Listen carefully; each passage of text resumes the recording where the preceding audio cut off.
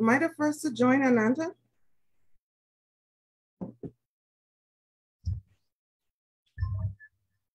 No, you're not. The panelists are on as well. Good morning. Good morning. We will get started in just a few moments. Thank you to all of the participants. The number is steadily increasing. Good morning, Doug from Arkansas.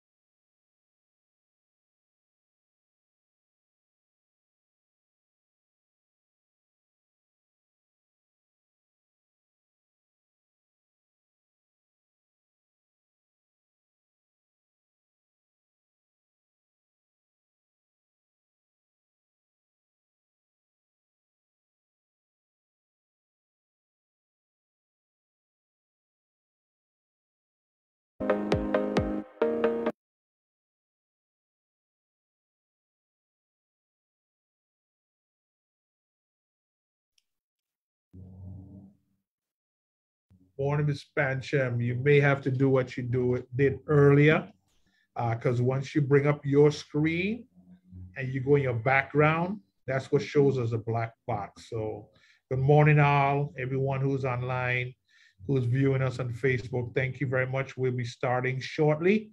Appreciate you attending. Thank you very much.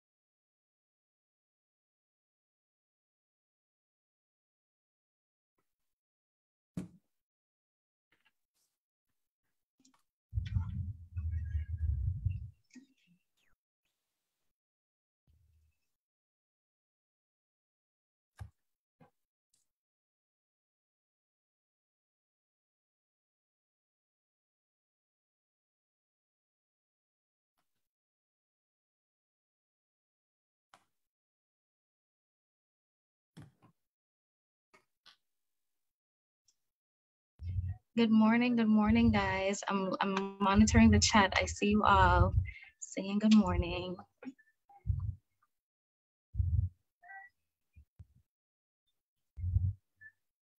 I'm just scrolling through before we get started.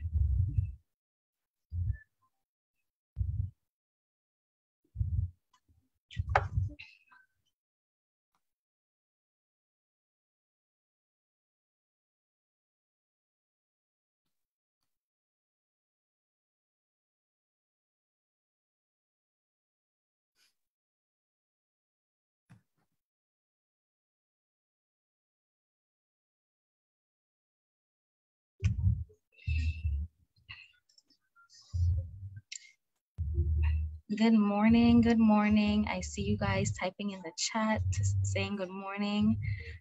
Also, good morning to those who are viewing via Facebook Live. Good morning to everyone. We are gonna get started in just a second.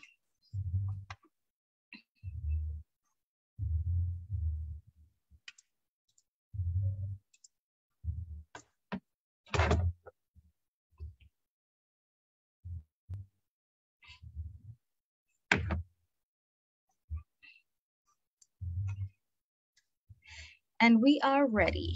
Once again, good morning. And thank you for being with us on this quiet Saturday morning. I am Kiva Muller, the Communications Manager here at the Virgin Islands Housing Finance Authority. And I want to thank you once again for joining our 2022 Housing Expo, your one-stop shop for all things housing. And just before we start, a few housekeeping rules. We'll have someone monitoring the chat. The attendees can't unmute to speak, but you can definitely type your questions and answers in the chat, and we will answer accordingly. And we will take the questions as we go. We have several presentations ready for you today, and just definitely feel free to utilize the chat. We'll also be monitoring the Facebook chat as well, so you can ask and be answered both ways. So let's start it off with opening remarks from our Interim Executive Director and Chief Disaster Recovery Officer, Ms. Dana Clendenin. Good morning, and thank you for joining us. We know this is a holiday weekend celebrating our fathers and father figures. And let me be the first to say, happy Father's Day. You play such a vital role in the lives of our children, in the future of this territory. And we are grateful for all that you do. And the weekend would not be complete if we didn't recognize Juneteenth as well. What a great turnout. I'm so encouraged by the numbers we have today. And I truly appreciate the efforts of our homeownership team to orchestrate an event that can offer you updates on our products and services, connect you with speakers and resources that may be helpful in your homeownership journey, and provide some great tips on budgeting, financing, and more. I'm Dana Clendenin, and I serve as the Interim Executive Director and Chief Disaster Recovery Officer here at the Virgin Islands Finance Authority. Our main mission has been to provide this community with affordable housing opportunities. For many of us, this is a personal mission. We all have friends, family members, and loved ones who want to return home, work here, and build a life here, but continue to be stymied by a lack of affordable housing options. With smart partnerships like the one we currently have with the Virgin Islands Housing Authority, we are slowly beginning to move that needle. But there is much more that we have to do. And I want to assure you that it is the goal of us here at the IHFA to continue to create new opportunities for all. We all deserve to have a piece of this place that we call home. And along with the partnerships we will continue to update you on, you will also hear about some of the more creative initiatives we have in the works. There's a lot we do for our low-income population, but we've heard you. More is also needed for moderate income residents, and we are developing initiatives that will help us reach that population. Because we all want the same thing. more options, and we want it now. And while we do grapple with some issues that are unique to the territory, we know there is a need on our end to drive projects forward with urgency. There's a need to communicate with you better about opportunities. In the upcoming event, you will hear from Mr. Richardson, the Chief Operating Officer, who will speak directly to driving some of those projects forward with urgency. And there is a need to spend the gazillion dollars we have for disaster recovery projects quickly and meaningfully so that our community is not left devastated after a natural disaster, of which you will hear from Ms. Ann Hanley, Director of Programs, to talk about some of those creative initiatives we're doing. Our hope is that we give you some of the answers you are looking for today and open up access to our team so that we can move forward with progress and in partnership together. Thank you again for joining us. Here's wishing you an informative and fulfilling Expo.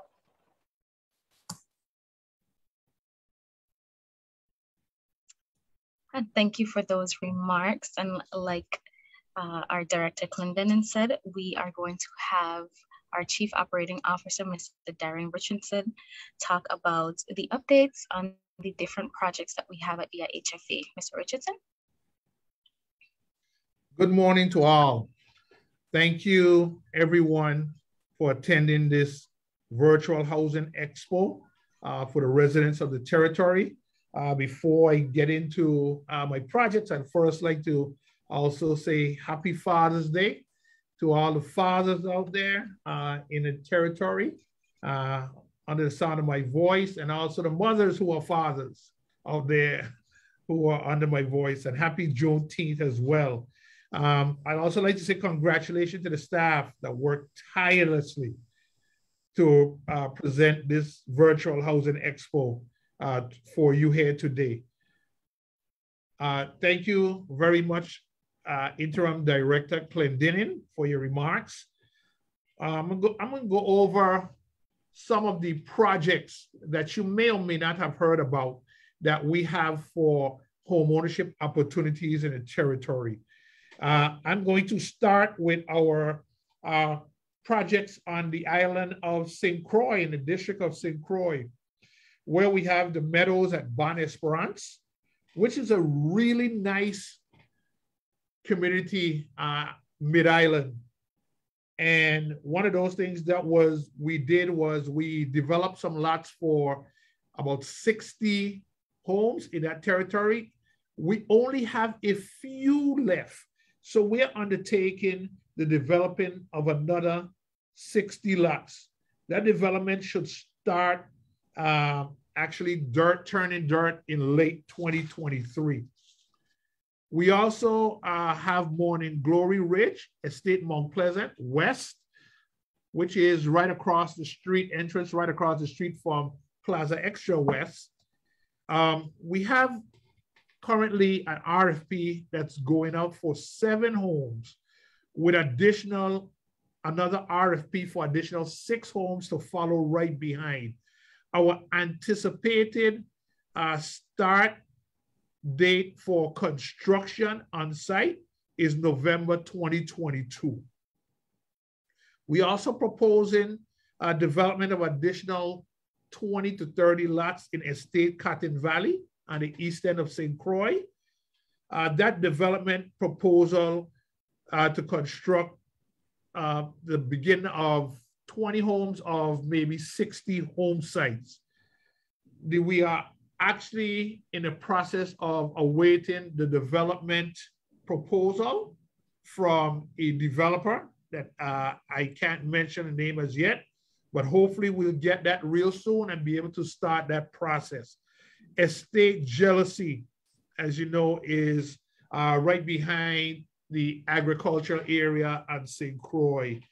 We are proposing a development of up to 20 homes, maybe a little more. The design phase of Jealousy is going to start in early 2023.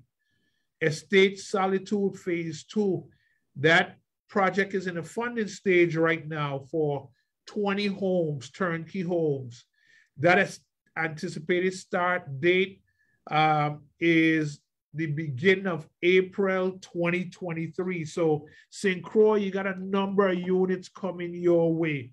I'm glad to see where we are. Turning to the St. Thomas, St. John district.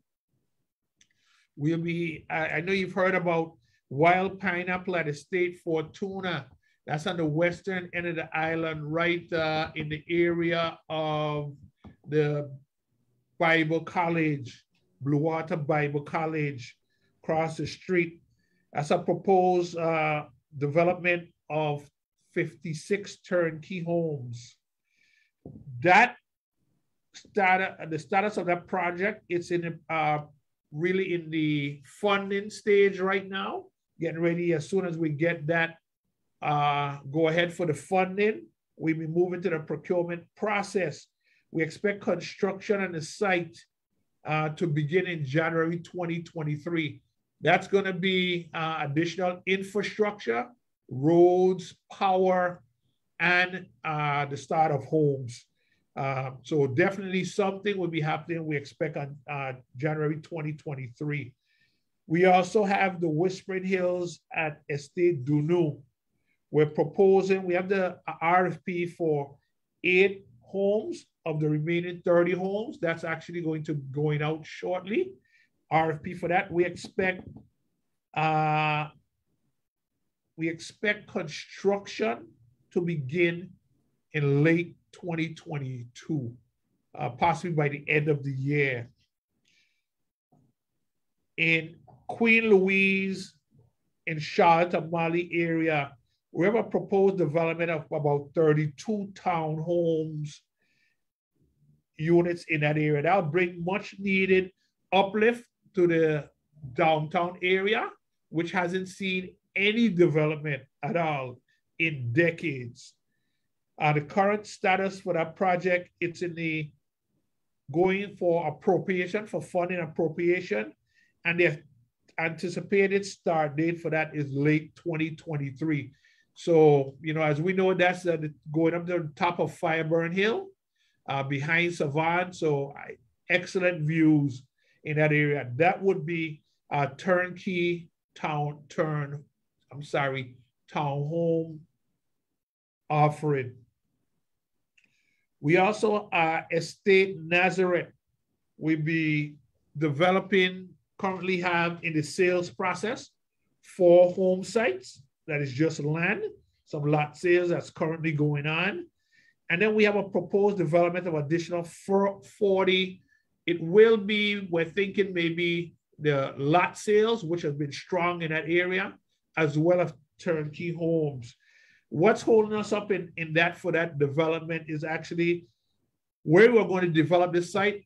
During the hurricanes Irma and Maria, we had a landslide in the area that took out part of where we use as a switchback, a corner to go around. So we're just about finalizing the funding from FEMA to repair that with a huge wall that would bring some stability to that area. And then we'll actually move to the design phase of that, which is expected to begin in the second quarter of 2023. And we haven't forgotten our neighbors, our sisters and brothers at St. John. We're looking at the development at Estate Bethany. Excuse me one second.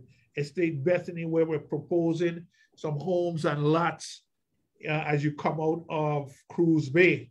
That should be entering the design phase in 2023 with units completed by 2025, hopefully the end of 2025. So as you can see, we have a number of things in the hopper. Before we would build 2 homes at a time, 3 homes at a time in the territory or in the districts with our previous funding. Now we have all this additional funding. The one thing that we have to do is abide by the rules and regulations for that funding. So it has to go through multiple stages, applying for that funding, getting your environmental completed. All that has to be completed before we could actually put out that request for proposal. So, you know, that's one of the things we're doing. And one of the things we're actually looking at as well is being able to maintain the affordability of these homes. We understand what's going on right now with the cost of construction, but it is our goal and aim to try to maintain the affordableness of these homes that we are building, to directly market to people purchasing the homes. One of the things that we looking at is to maintain even our funding, some of the funding we have for low and moderate income.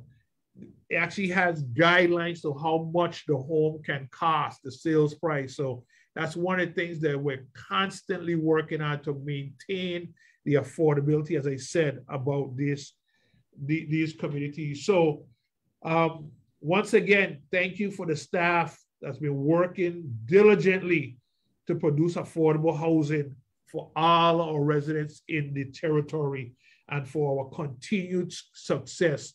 I really, really appreciate the hard work that the staff is putting in for you guys out there. I'm going to turn this right back over to the moderator, Ms. Kiva Mola. Thank you once again for attending this virtual housing expo that we have for our housing month. We usually did this in person in the years before, but because of the circumstances, we want to make sure we got back to offering this expo, but we just had to switch it up into a virtual one this year. So thank you once again for attending, and I hope you enjoy and get a lot of information from this presentation. Ms. Kiva Mola? Yes, thank you, Mr. Richardson. I'm trying to do something really. Remove spotlight, there it is. Maybe you can see me now.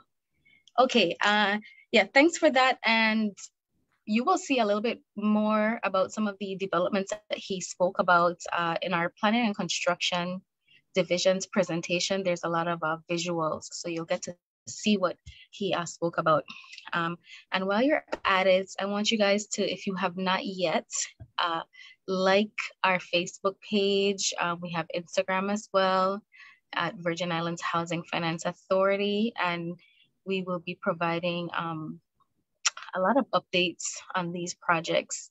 But I think the key to all of this, because we are in a really high construction drive in this in the territory, is patience. These homes would not be built tomorrow.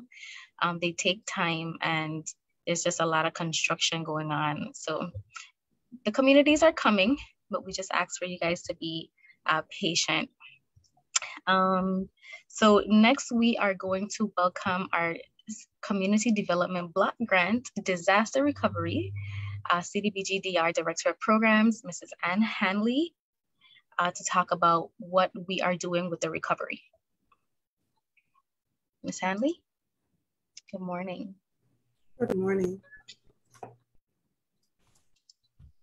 Good morning to everyone.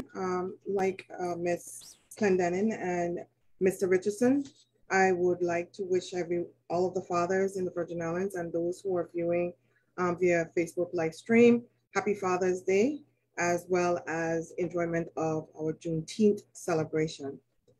My name is Ann Hanley. I am the Director of Programs for CDBG DR, which stands for Community Development Block Grant, Disaster Recovery. The two overreaching goals of the DR program is to meet unmet needs in housing, infrastructure, economic revitalization, and this is as a result of the 2017 hurricanes, both Irma and Maria, as well as mitigation activities to protect the territory from damage for future events. The DR Fund is federally funded programs to the Department of Housing and Urban Development, and they comprise locally of our four main active divisions, which is housing, infrastructure, economic revitalization, public service, and public facilities. For housing, this is just a breakdown of the funding, the allocation, the budget for the various areas. For housing, which includes funding for public and affordable housing projects, such as those for VI Housing Authority, for homeowners and renters post-disaster, we have an allocation of $326 million. Infrastructure, which includes funding for critical infrastructure, such as WAPA, water and power supply, we have $574 million earmarked for infrastructure development.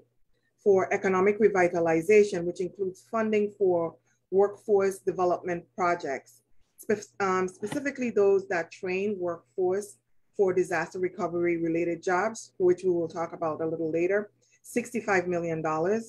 And for public service and public facilities, which includes funding for projects to repair or rebuild public facilities, such as Sister Emma Cottage, as well as operational funding for public service provided by governmental social services or not-for-profit organizations. There's an earmark of $37.5 million. One of the infrastructure projects that we are working diligently to bring online is the Street Addressing Initiative, and our partner agency would be the Lieutenant Governor's Office. This project will cost the DR program $5.3 million. The goal of this particular project is to enhance the emergency response time and enable quick access to residential homes. The subrecipient, which I said is the Lieutenant Governor's Office, seeks to create over 150,000 geo-coded address points, erect street signs, names, and publish and release the MARS, which would, as we travel to the United States, we're able to access addresses utilizing our GPS. This would also be something that is functional within the Virgin Islands. I talked about the WAPA. One of the projects that we're working on is the Holly Power Plant New Generation project. Our partner agency is the Virgin Islands Water and Power Authority. And this project costs the DR program $95.6 million. The project operation, we anticipate will be in operation in March of 2023. We have paid to date for this particular project about $48 million of the overall award to Wärtsilä. The purpose of this project is to create system reliability for the Water and Power Authority. Let's take a look at the video regarding this particular project. 95 million. The Virgin Islands Water and Power Authority needed 95 million to upgrade its power plant on St. Thomas to improve the reliability and sustainability of power generation. That's where we come in. Your Virgin Islands Housing Finance Authority Community Development Block Grant Disaster Recovery's infrastructure program is committed to funding projects that make our territory's infrastructure, like power generation, more stable, reliable, sustainable, and affordable. In a word, resilient. Why? Because VIHFA and CDBG-DR are not only committed to our community development, we are the community. Together with federal partners like Housing and Urban Development, we will continue to fund essential infrastructure projects like this new 95 million Wärtsilä generator. The CDBG-DR program at VIHFA is not just about recovery and resilience. We are funding our future. Join us and follow our progress.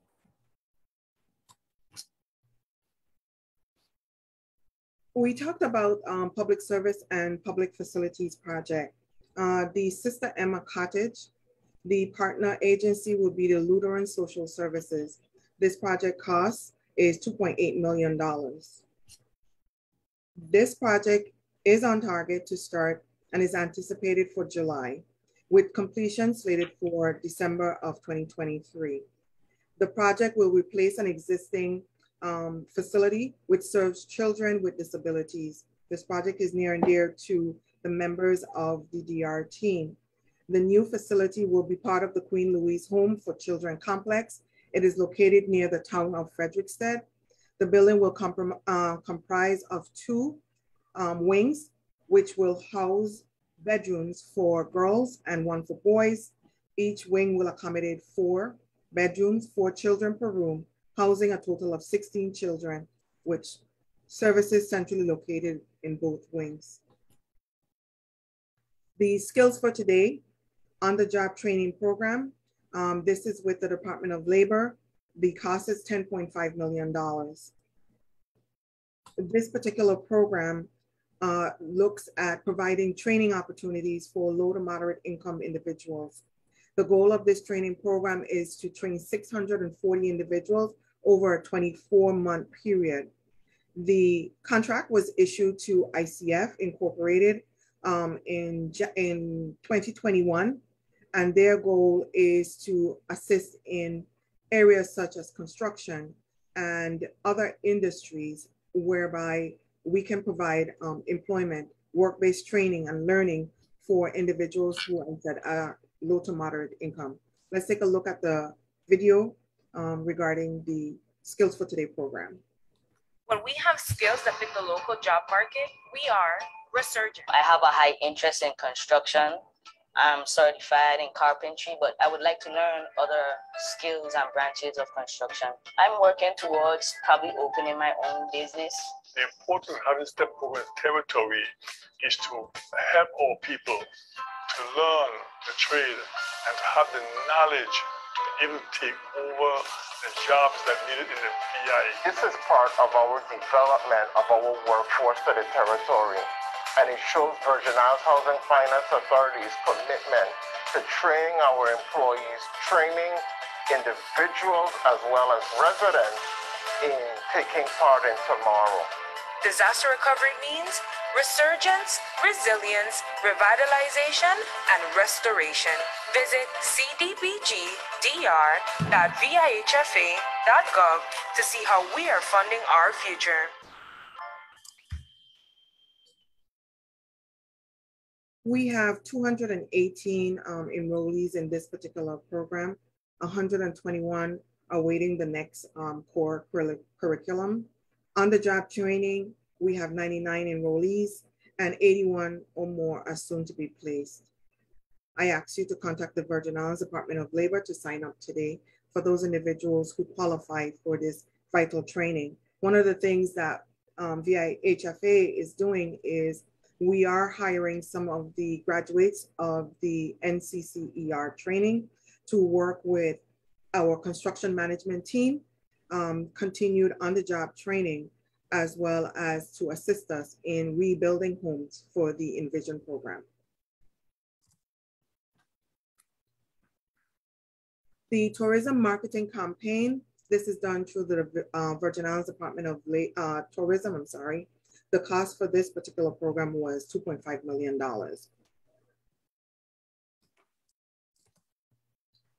This was a part of a welcome back campaign, marketing campaign, which was launched by the Department of Tourism to help secure a record number of visitors since the start of the global pandemic. They wanted to create niche for sports and adventure, meetings, incentives, conferences, and exhibitions, romance marketing, such as destination for weddings, honeymoons, and yachting. As everyone knows, the Virgin Islands is unique, beautiful, and a definite destination. The Envision Tomorrow program. We have eligible cases, over 605 eligible applicants. We have grants signed with 187 individuals, and in construction, hammers swinging, what we call, are 32 in construction. Homes returned to pre-existing or livable conditions, 13. Homes assigned to a contractor, which would be about 56. We have Envision 200. This is 186 homes that has been assigned to a large contractor. For this particular contractor, we have in construction 6 homes.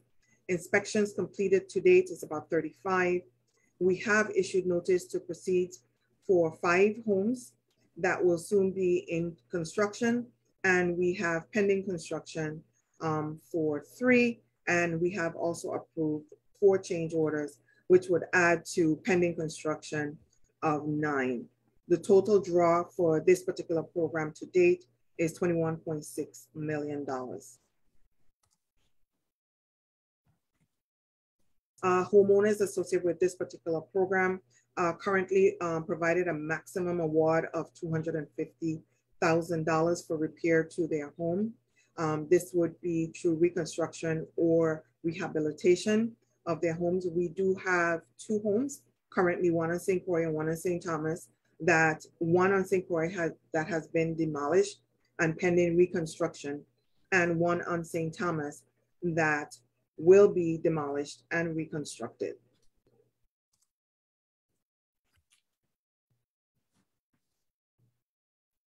Thank you.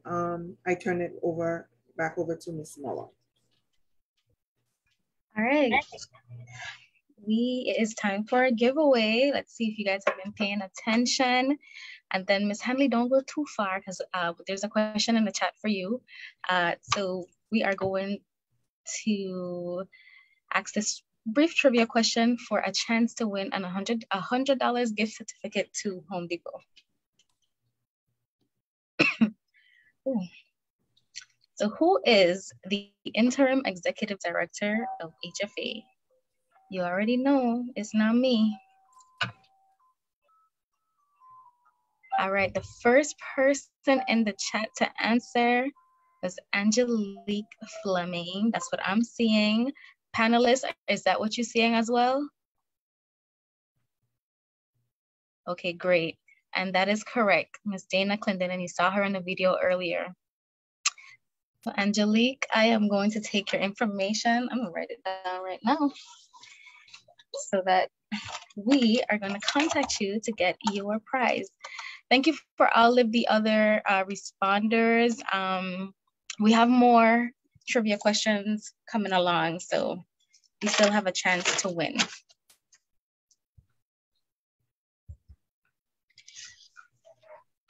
All right, so we are going to, do you guys have any questions, first of all? So I think we can entertain a few questions before we move on to the next presenter, which is Alexis Doward from DPNR, talking about the permitting process. So I will take a few questions.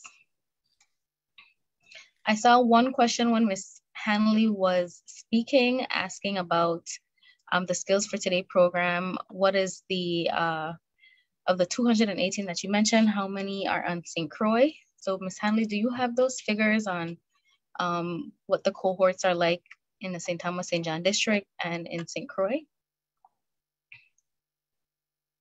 Sorry, I'm having some difficulty getting my camera back on. No, I do not have the breakdown in the number of participants by district.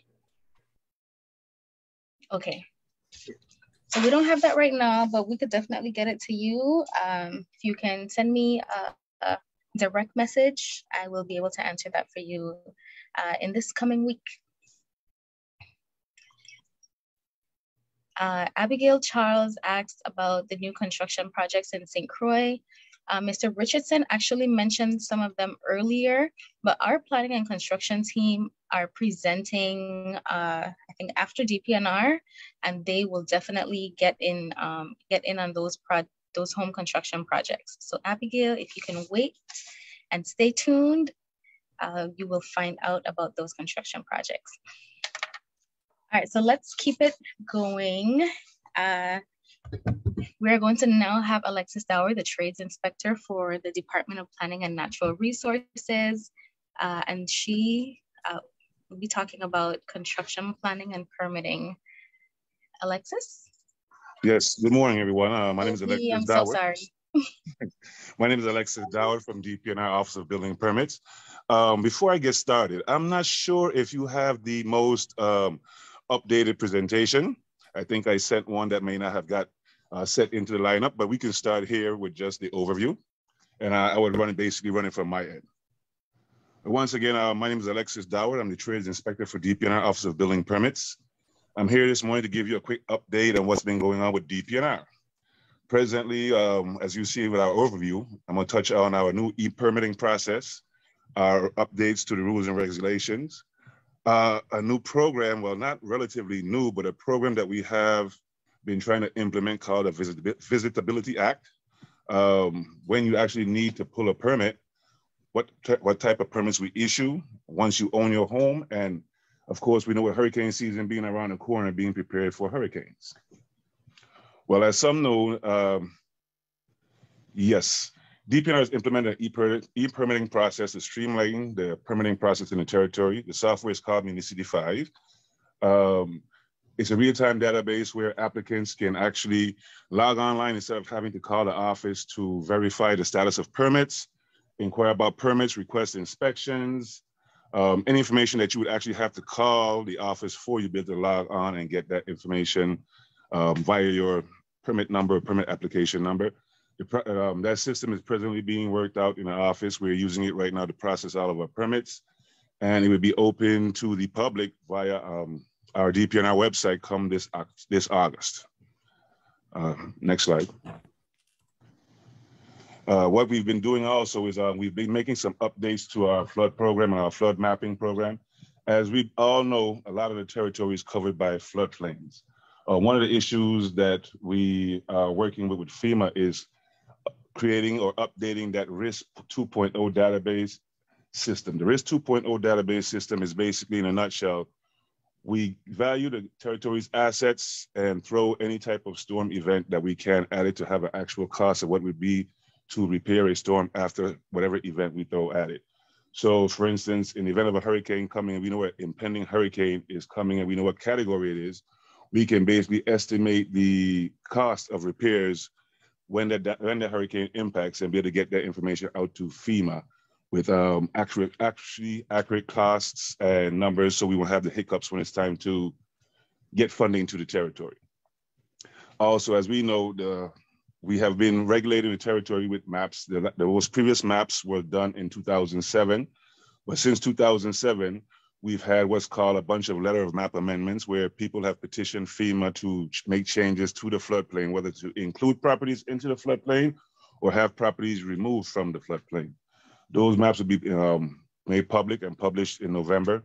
One of the biggest issues about our flood rules and regulations are, regardless of what floodplain designation that you're in, all cistern overflows must now meet a 3 feet minimum. Visitability Act. Visitability Act is a program that was implemented through the Lieutenant Governor's office along with DPNR, where we're trying to get homeowners to make their homes more ADA accessible. In the territory, you know, most of the time when we build a house, that becomes our primary residence for our life. And as we get up in age, amenities that we would use, such as towers and shrubs, become more difficult for us when we get up in our senior years. This program actually gives you a 20% tax credit that when your house, existing or new structures, when they're made ADA compliant or accessible, the homeowner can get up to a 20% tax credit on their property taxes. Next slide. Oh, okay. This is probably the most asked question that comes into DPNR. When do I need to pull a permit? Well, based on the International Code, residential version, as you see here, section 105.1, any owner or owner's agent who intends to construct, enlarge, alter, repair, move, demolish, or change the occupancy of a building or structure, or to erect, install, enlarge, alter, repair, remove, convert, and replace any electrical, gas, mechanical, or plumbing system, the installation of which is regulated by this code, or cause any work to be done shall first require a building permit from the office. So that speaks to just about everything. I usually tell people, in the event of a hurricane, you would want FEMA to cover your damages. You want to repair anything that was damaged by the hurricane. One of the conditions of FEMA would ask is, was it permitted? Was it properly installed to meet the building code requirements? And that has been a major issue with us trying to get some of these homes repaired back here in the territory. Now, what type of permit do we issue? Building permits, electrical permits, plumbing permits, HVAC, flood permits, demolition permits, solar, etc. Building permit, as we said earlier, once you plan to build, cover, add, move, building permit. Electrical permit. Electrical permits are not required for simple items such as changing lights, changing fixtures. But if you're adding anything to a circuit or anything to a panel box, you definitely need an electrical permit. Same thing as it pertains to plumbing. You don't need a plumbing permit to change your sink, but if you're adding additional sink to the premises or the residence, you have to have a plumbing permit. HVAC, as we all know, air conditioning, definitely. Flood permits, one of the most touching issues. Any and all activity happening within the territory's floodplains must be permitted. If you're putting up a fence, must be permitted. If you're making repairs to your roof, it must be permitted. Anything and all activities within the territory's floodplain must be permitted. It may not require a building permit, but it will require a flood permit. Of course, demolition permits, anybody doing a structure, repairing a structure, have to do demolition, we definitely issue those permits. They come with some regulations as it pertains to disposal of the waste. Construction waste is actually regulated by waste management, and you would definitely have to have a chain of custody of where you're planning to take your construction waste. Solar installation, working with WAPA hand in hand in the Department of Energy for issuing those permits. Presently, there's a lot of solar installers going around working deals, installing systems with to homeowners. When they get to WAPA, they're having an issue. All solar systems must be permitted. IECC compliance, that is our energy compliance. New housing, any new residence, any new structures that's being built should have at least 50% high efficacy lighting, which definitely works with our energy issues that we're trying to resolve here in the territory. Next slide. All right, once you own your home, a lot of homeowners are at the time when they get their home, they're happy, excited. It's your biggest investment. But these are two things that DPNR always try to stress to people. Building maintenance. Every year, walk around your house, do an annual inspection of your home. If possible, have somebody take a look at the roof. If you have to do your annual painting, please do. A house has to be maintained for it to last and give you your full benefit of it. Building safety, exterior lighting. Whether it's your neighborhood, your house, please try to have as much exterior lighting around your home at night, please. And of course, address numbers on your house. As we referred to earlier about the GPS and the naming of the street locations and all that good stuff. Simply putting your number in your house definitely helps when it comes to fire rescue, police, anybody. So please put your number in your house. Hurricane preparedness. Check the condition of your shutters. Check your overflows and downspouts. Make sure that they're free to be open so that you can get any contaminated water, et cetera, into your system. Check any items that you may have in your yard that may become flying debris or potentially become flying debris, and secure them and tie them down. And if you have any other questions, feel free to call the Department of Planning and Natural Resources, 773-1082 on Island of St. Croix, and with any questions. Thank you.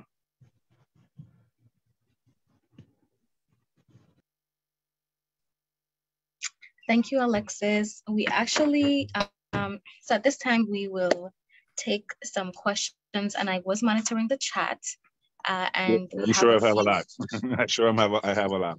Right. Most of my presentations are mainly just open the floor for questions and answer questions. I'm not good at doing the PowerPoint presentation thingy. It is okay. It's okay. Go ahead. So I see someone with their hand up. Masikia Lewis, I hope I pronounced that right. I'm going to allow you to talk and ask your question, or if you prefer, I would prefer for you to put it in the chat, but I will, let me go to the chat. There's a lot of questions. So someone utilized the question and answer portal. So I am going to start there. Alice Drake asked, is there any focus on accessible housing for people with disabilities or older adults? Yes. I think someone can, go ahead. Yes, that's where the Visitability Act comes in. We're encouraging landlords and homeowners to make all houses accessible.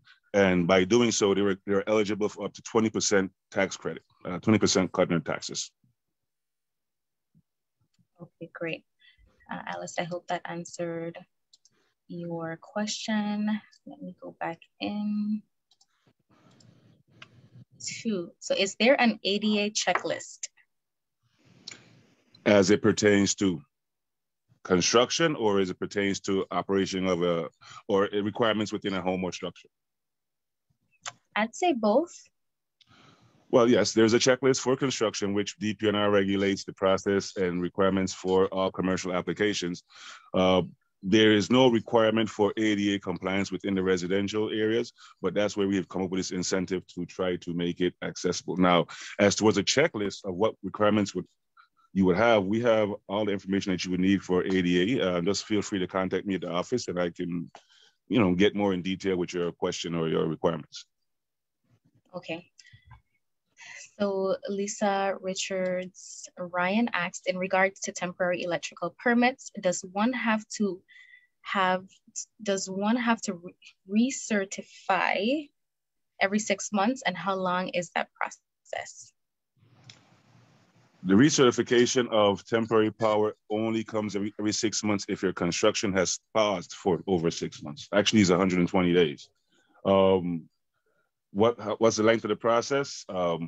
Is it that to get the temporary permit? Yes. Okay. I would assume so. Once the pedestal installed and application is in and you already have an issued electrical permit, you should be able to get that temporary power within a week. Okay. And she has another question. Sure.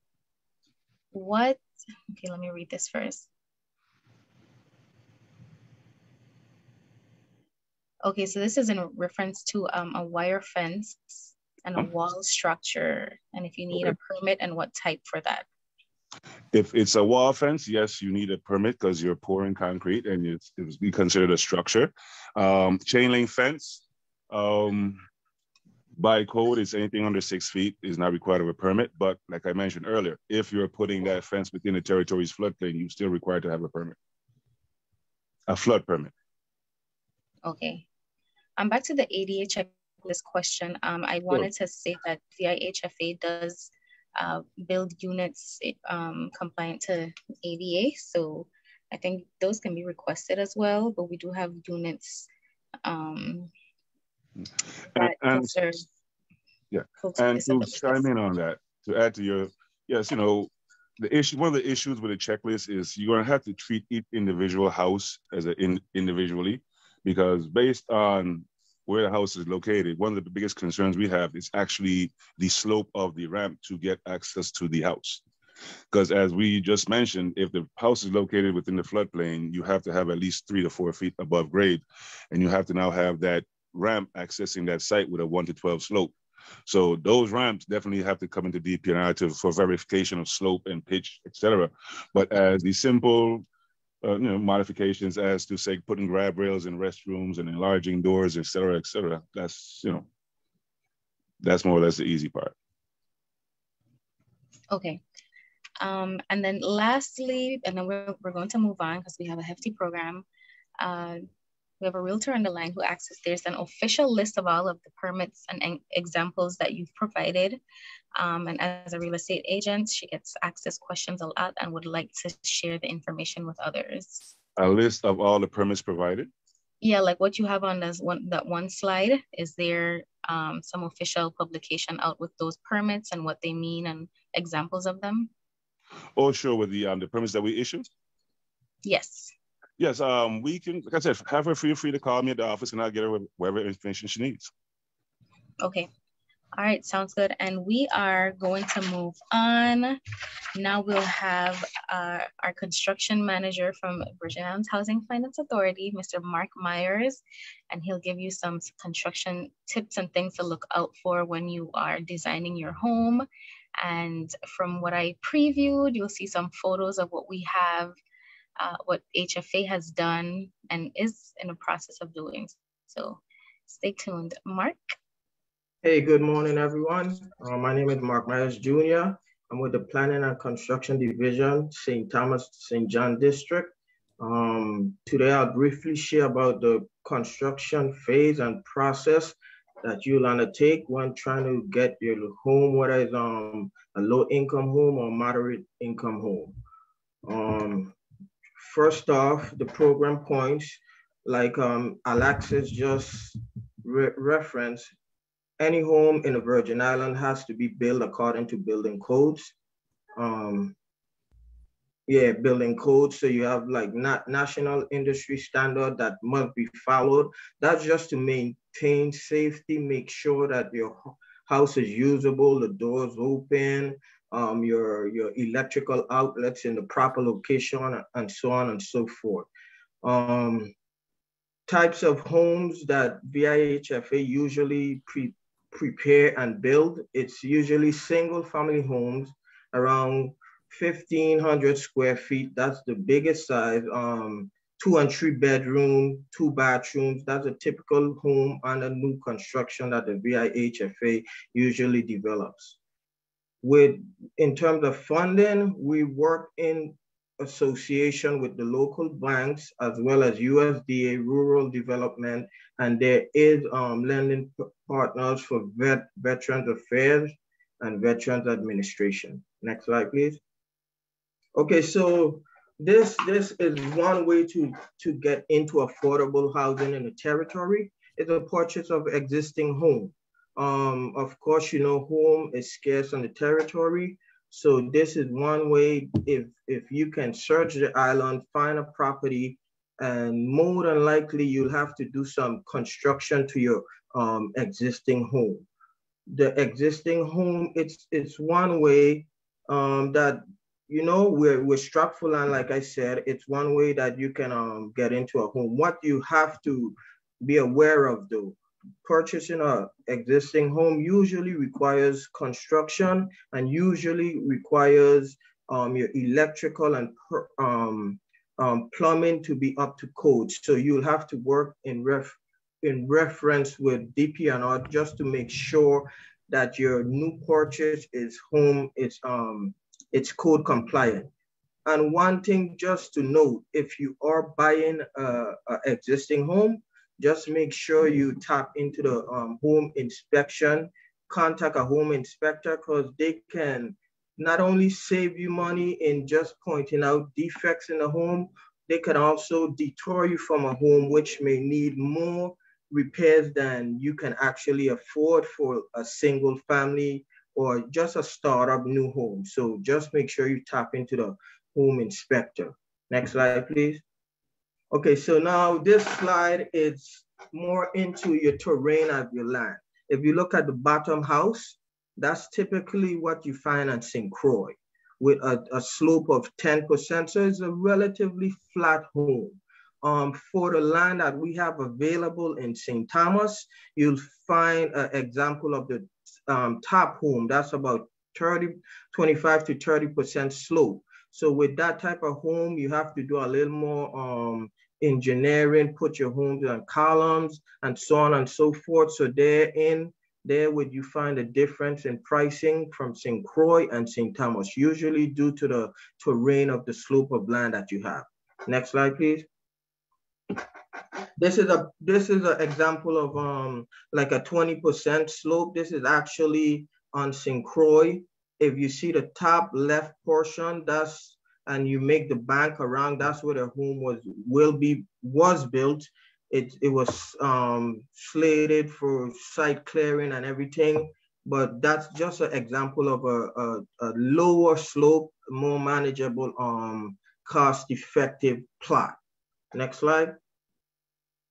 All right, so within your community, these are some things as a new homeowner you want to look for. You want to look for how are you getting power to your property? How are you getting water to your property? So in both instances, power being the first, we work in conjunction with WAPA, with whichever property we own, to make sure that the homeowner will have power to their property.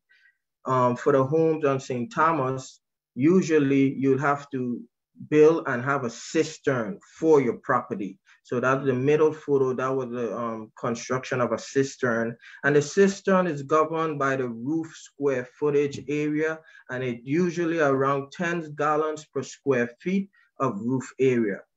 The next slide, it's how are you gonna manage your waste, your the last photo on that slide, it was about how are you going to manage your waste? Do you need a septic system, or there's a public sewer that carries your waste to the public sewer? So one way to find out, you could look around the community and see if there was any manholes for the sewer that run from your home.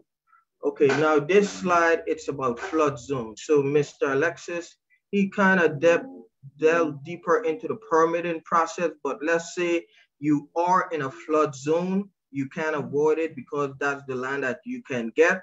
Just things to keep aware of, your flood insurance is gonna be higher. And like he said, your elevation of your home has to be higher. So it will be a little more costly to develop land in a flood zone. And you could get right now, you could get information about your flood zone. And I guess he said he'll be updating which areas would fall into a flood zone in the coming months. But as of now, you could utilize the map geo link, and that will give you links to if your property will be in a flood zone. This slide is directly in reference to your design of your home.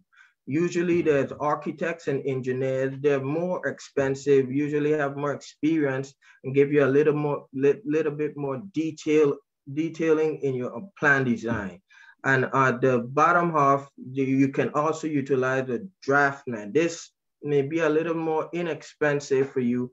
It's about $3 to $8 a square feet now if you go that route, but both architects and engineers, as well as draft people, they are licensed. So they both has to follow DPNR regulations for permitting and et cetera, So there you can go any route, but it's in the detail with the architects and the engineers as opposed to the draft persons.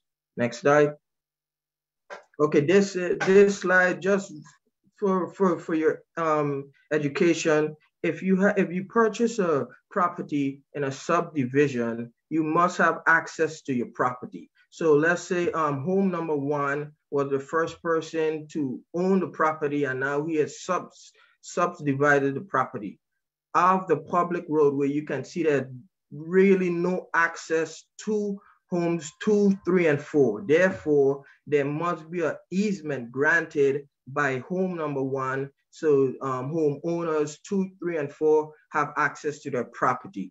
If you see on my right-hand side, now the public roadway and the street drainage plan, that's just an architect communicating that when the general contractor builds the home, he must make sure that the rainwater runoff slopes away from the home, not to damage your foundation, not to damage your home. Next slide, please.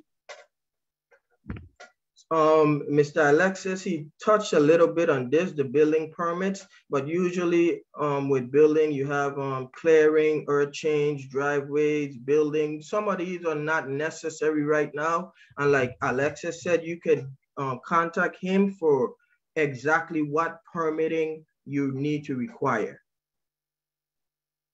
Next slide.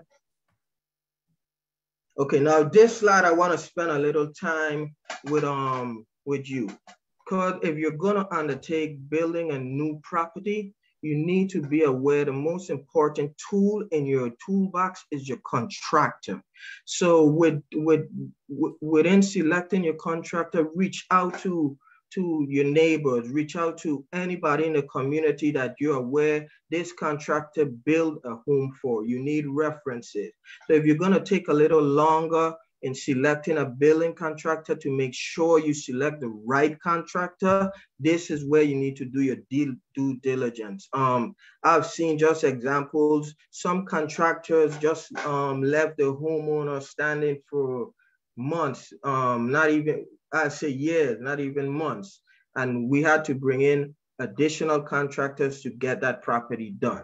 So this is where you really want to do your due diligence in building a home and constructing a home. Make sure you take your time and selecting a reputable contractor. And you can go to like licensing and consumer affairs, just seeing if there's any major complaints on the contractors. Things you also want to ask if you know they develop someone home, you want to ask them what happened when a change different from the plan. How did this contractor handle it? What did they do? Stuff like that. So this is where you really need to take time in selecting a contractor.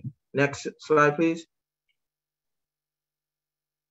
Things to be aware of. So when you do select this contractor before any construction start, you and them need to come to agreement with the estimated cost or scope list, from the slight lot clearing to the interior walls construction. What type of wall they're going to be? Are you going to use them with timber studs, or are you going to use them with metal studs? So this is all regulated with DPNR, but make sure that you guys agree this is what's going to be used, as long as it's code compliant.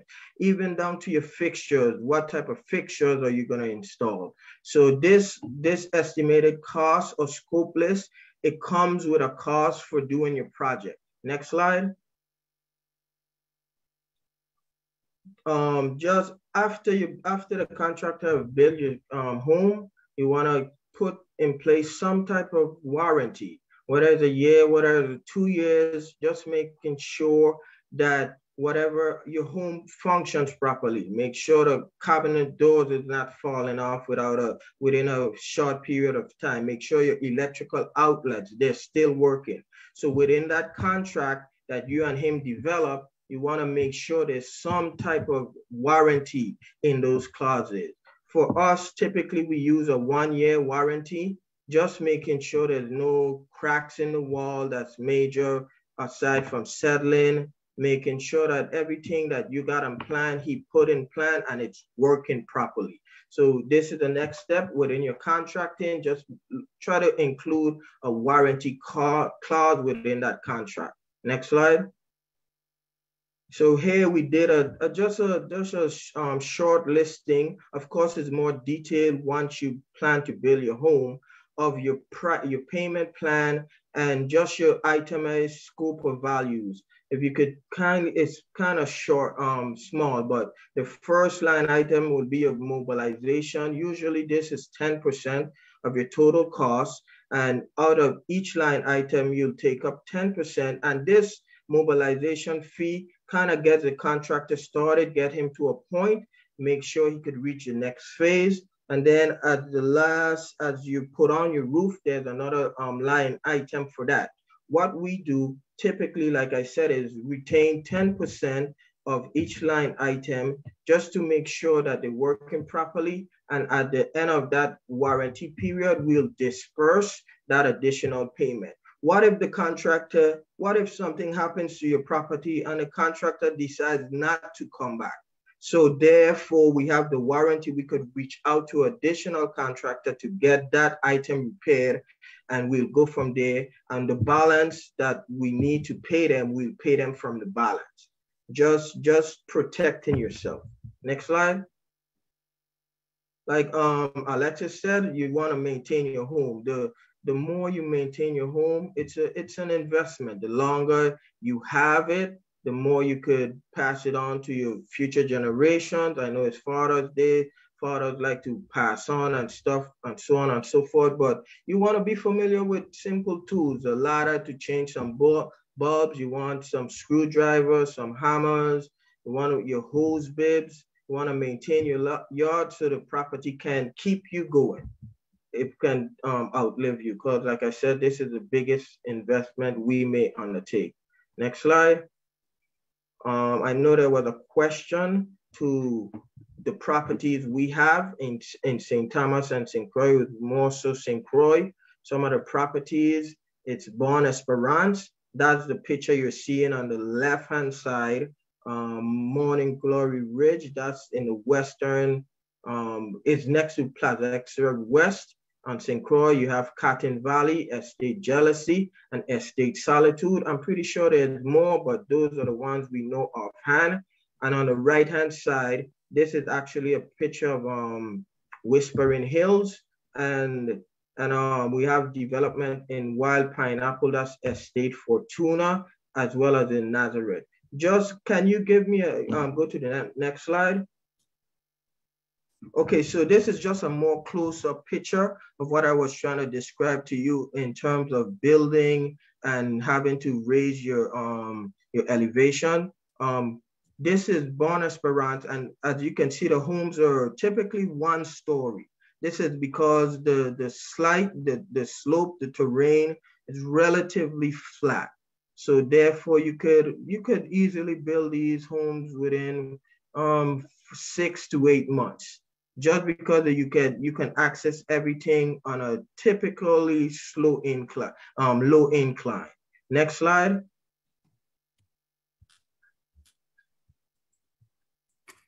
Next slide will be Whispering Hills, where you can see that the contractors had to put the most of the home, if not all of the homes, on columns. So when you do raise your homes on columns, it comes with additional costs. That's additional columns, that's additional a foundation to support those columns, to raise the home to your floor living elevation. So that's where the cost kind of differs in St. Thomas than St. Croix, in addition to the land availability. But really and truly, the bulk of the cost is construction to meet the home needs and placing it on a steeper incline.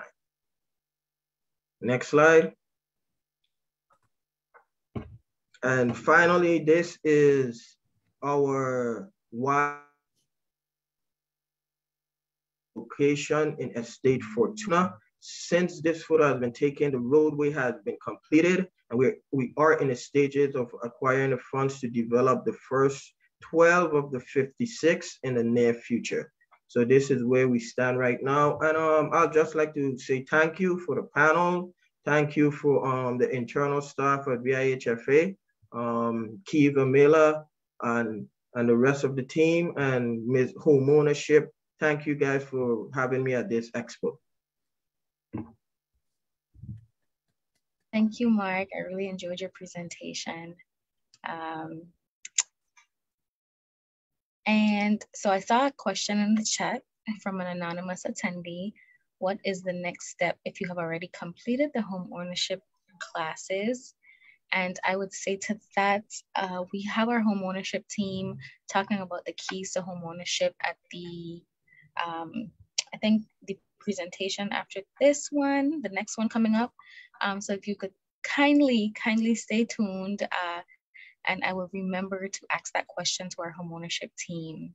And I also want to know the answer. And so we're going to move on. Anyone who is considering building or buying a home wants their visitors to be welcomed, comfortable, and accommodated. One way to achieve this is to make your home visitable, a home safe for all to visit. Let's explore how to make a home visitable. A home is visitable if it meets 3 basic requirements. The doors are at least 32 inches wide. There is a no-step entrance. A bathroom is accessible to wheelchair users or anyone who has difficulties with stairs. Clearance is the space where someone can pass through, and an accessible clearance is at least 32 inches. This doesn't mean all doors and hallways in a home need that much clearance. Instead, homeowners should ensure that a few key areas in the home meet the clearance requirement, including at least 1 outside door and hallways and doors to areas where people may visit, such as the bathroom. While this guideline is a bit easier to follow when building a new home, it's not impossible to modify an existing home. To get started, you may want to consult with a professional contractor to explore your options. The 32-inch doorway clearance can be accomplished in 2 different ways. The first option is to alter the width of the existing doors to 32 inches or more. This requires the help of a professional. If your doorway is within just a few inches of meeting the 32-inch clearance requirement, you may be able to expand its width slightly by installing swing clear hinges on the existing doorways to add the needed clearance. Next, let's talk about zero-step entrances. A zero-step entrance is one that does not require a step up or down to exit or enter, and is accessible to all people. While zero-step entrances are more easily addressed when building a home, they can be accomplished in an existing home in two ways. The first way to create a zero-step entrance is to adjust the threshold of an existing door. If the door height is short, less than 3 inches, a small threshold ramp may suffice. If the entrance is higher, a professionally installed ramp may be required. Consult with a contractor to determine what your options may be. The second way to create a zero-step entrance is with landscaping, which replaces steps with a gradual sloped walkway. Using landscaping to create a zero-step entrance needs to be done by a professional landscape architect. Finally, let's talk about accessible bathrooms. An accessible bathroom, or powder room, should be on the main living floor of the home and meet a few important requirements. A 32-inch entry door clearance, a zero-step entrance into the room, grab or assist bars that are securely installed, and minimum floor space requirements for maneuvering. Accessible features can also include a roll-under vanity and a comfort height toilet. Since we've already covered door clearances and zero-step entrances, let's talk about grab bars. Grab or assist bars must be installed into support blocking or wall studs. Grab bars come in all styles, shapes, and sizes, and can serve double duty as other fixtures, such as a toilet paper holder or soap holder. A comfort height toilet or roll-under vanity can be an excellent addition to any bathroom. Creating sufficient space for people to maneuver a wheelchair or walker within a bathroom ensures the safety of all.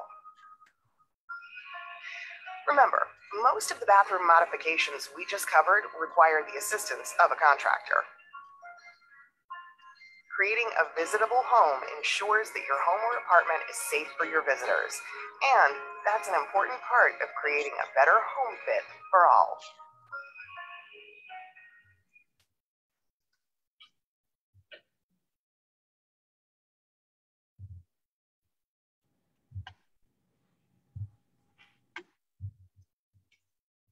All right, that is a video of how to make your home more visitable. And I saw someone in the chat ask for the link to the video, and I will drop it in just a second. Now it is time for our second giveaway. And this one is for a chance to win a $100 gift certificate to Ace Hardware. All right, so let's stop and pause that one. How much in CDBG DR funding? Oh, please, please, please go back. I want to read that. Oh, you guys already got that. How much in CDBG DR funding was invested in WAPA's power grid?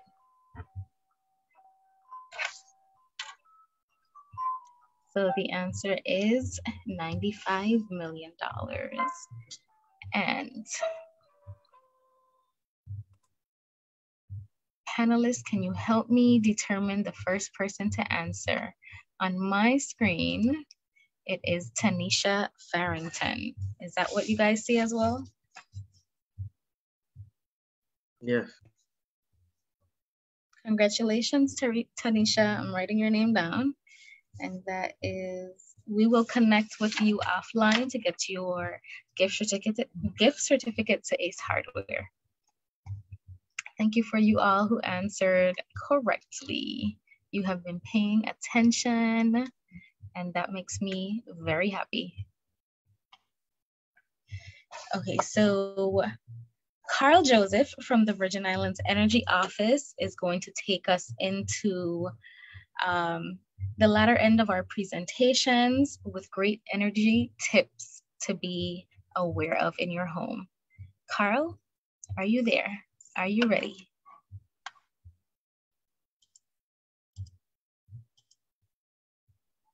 I don't see Carl. Hold on 1 second, guys.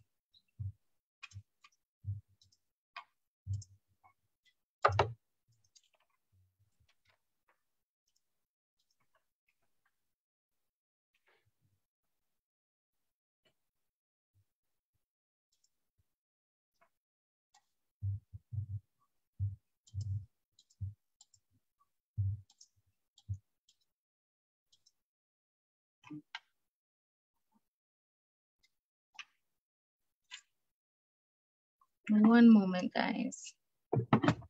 We're getting Carl on. I had to promote him to a panelist. My sincere apologies, Mr. Joseph.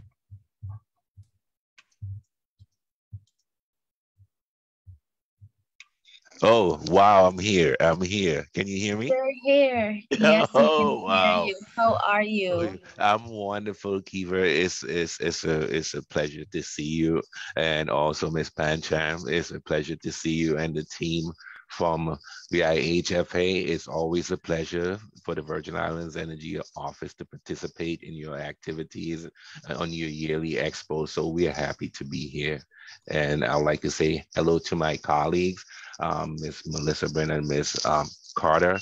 Um, they also help me out a lot with these presentation and say to the family of the Energy Office, good morning and good morning to everyone.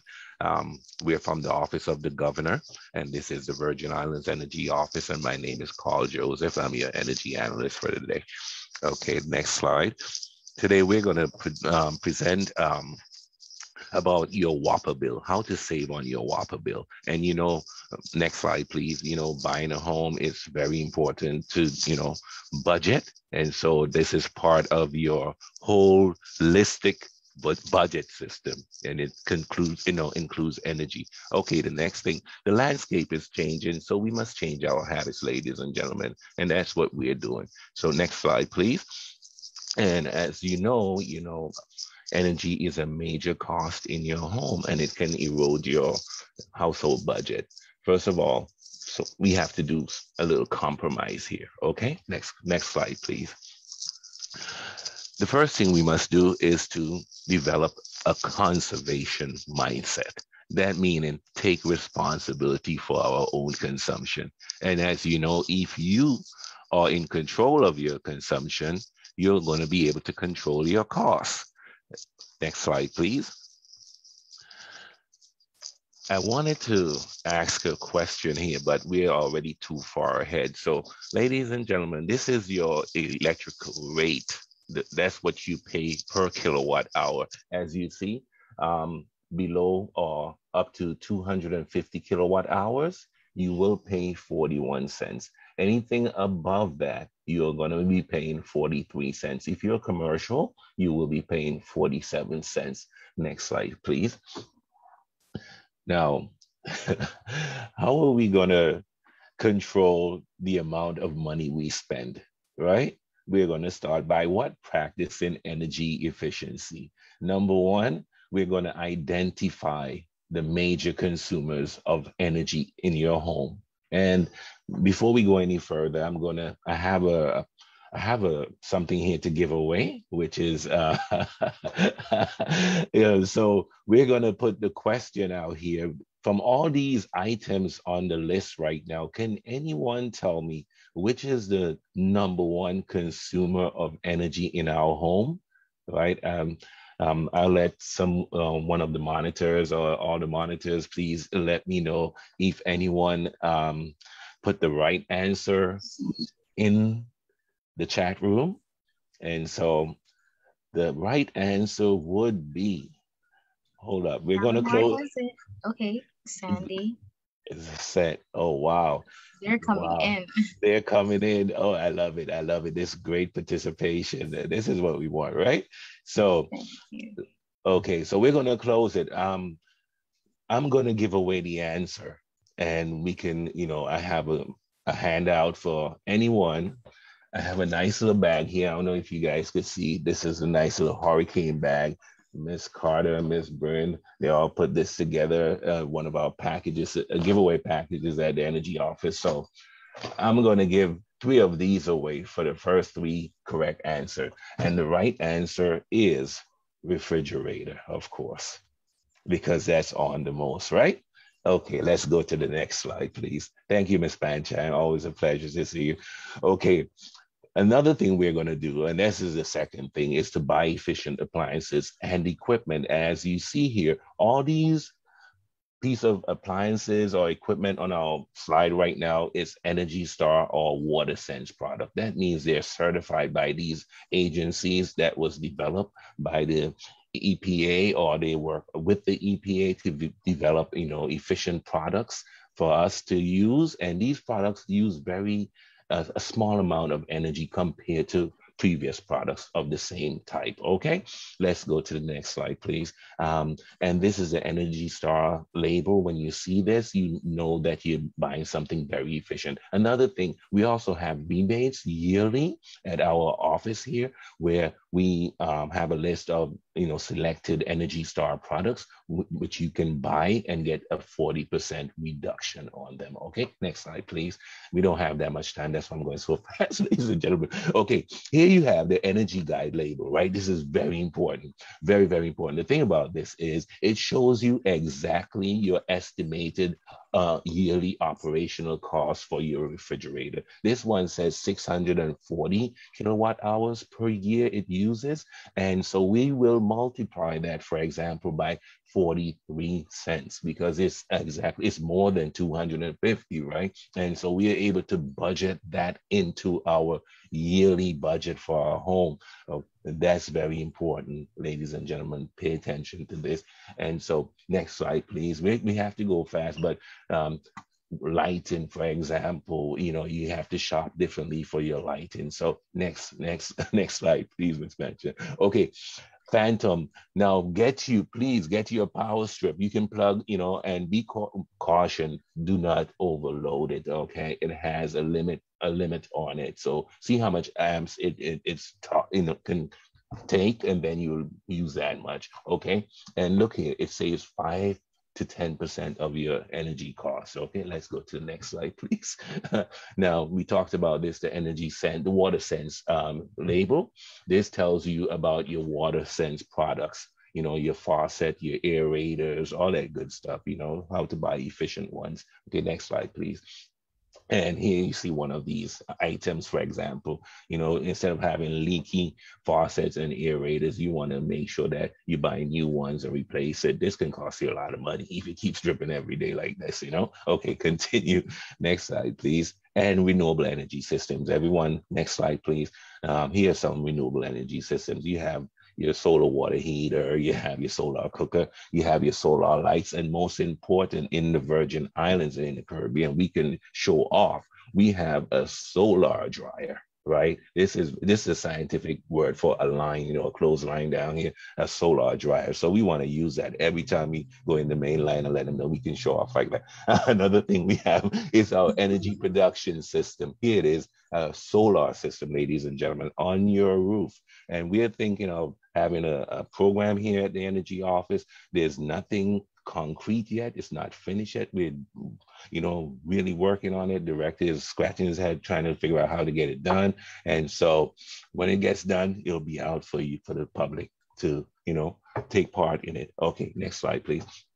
And here, estimating your PV. Now, this one broke my brain, trying to get this out. This one slide, ladies and gentlemen, if you can just take a picture of it, looking at it, this would help you as far as estimating what size PV or a photovoltaic system you can, will help you on your house, or to start off small. For example, a 1 kilowatt system will produce, the amount of output, per month. For example, a 1 kilowatt system using the sun, right? The peak sun per day, right? Which is 4.4 times 30 is 132 kilowatt hours per month. This is just what this 1 kilowatt system produces. So if you, for example, take a 3 kilowatt system, you're going to produce 396 kilowatt hours per month, which is almost the average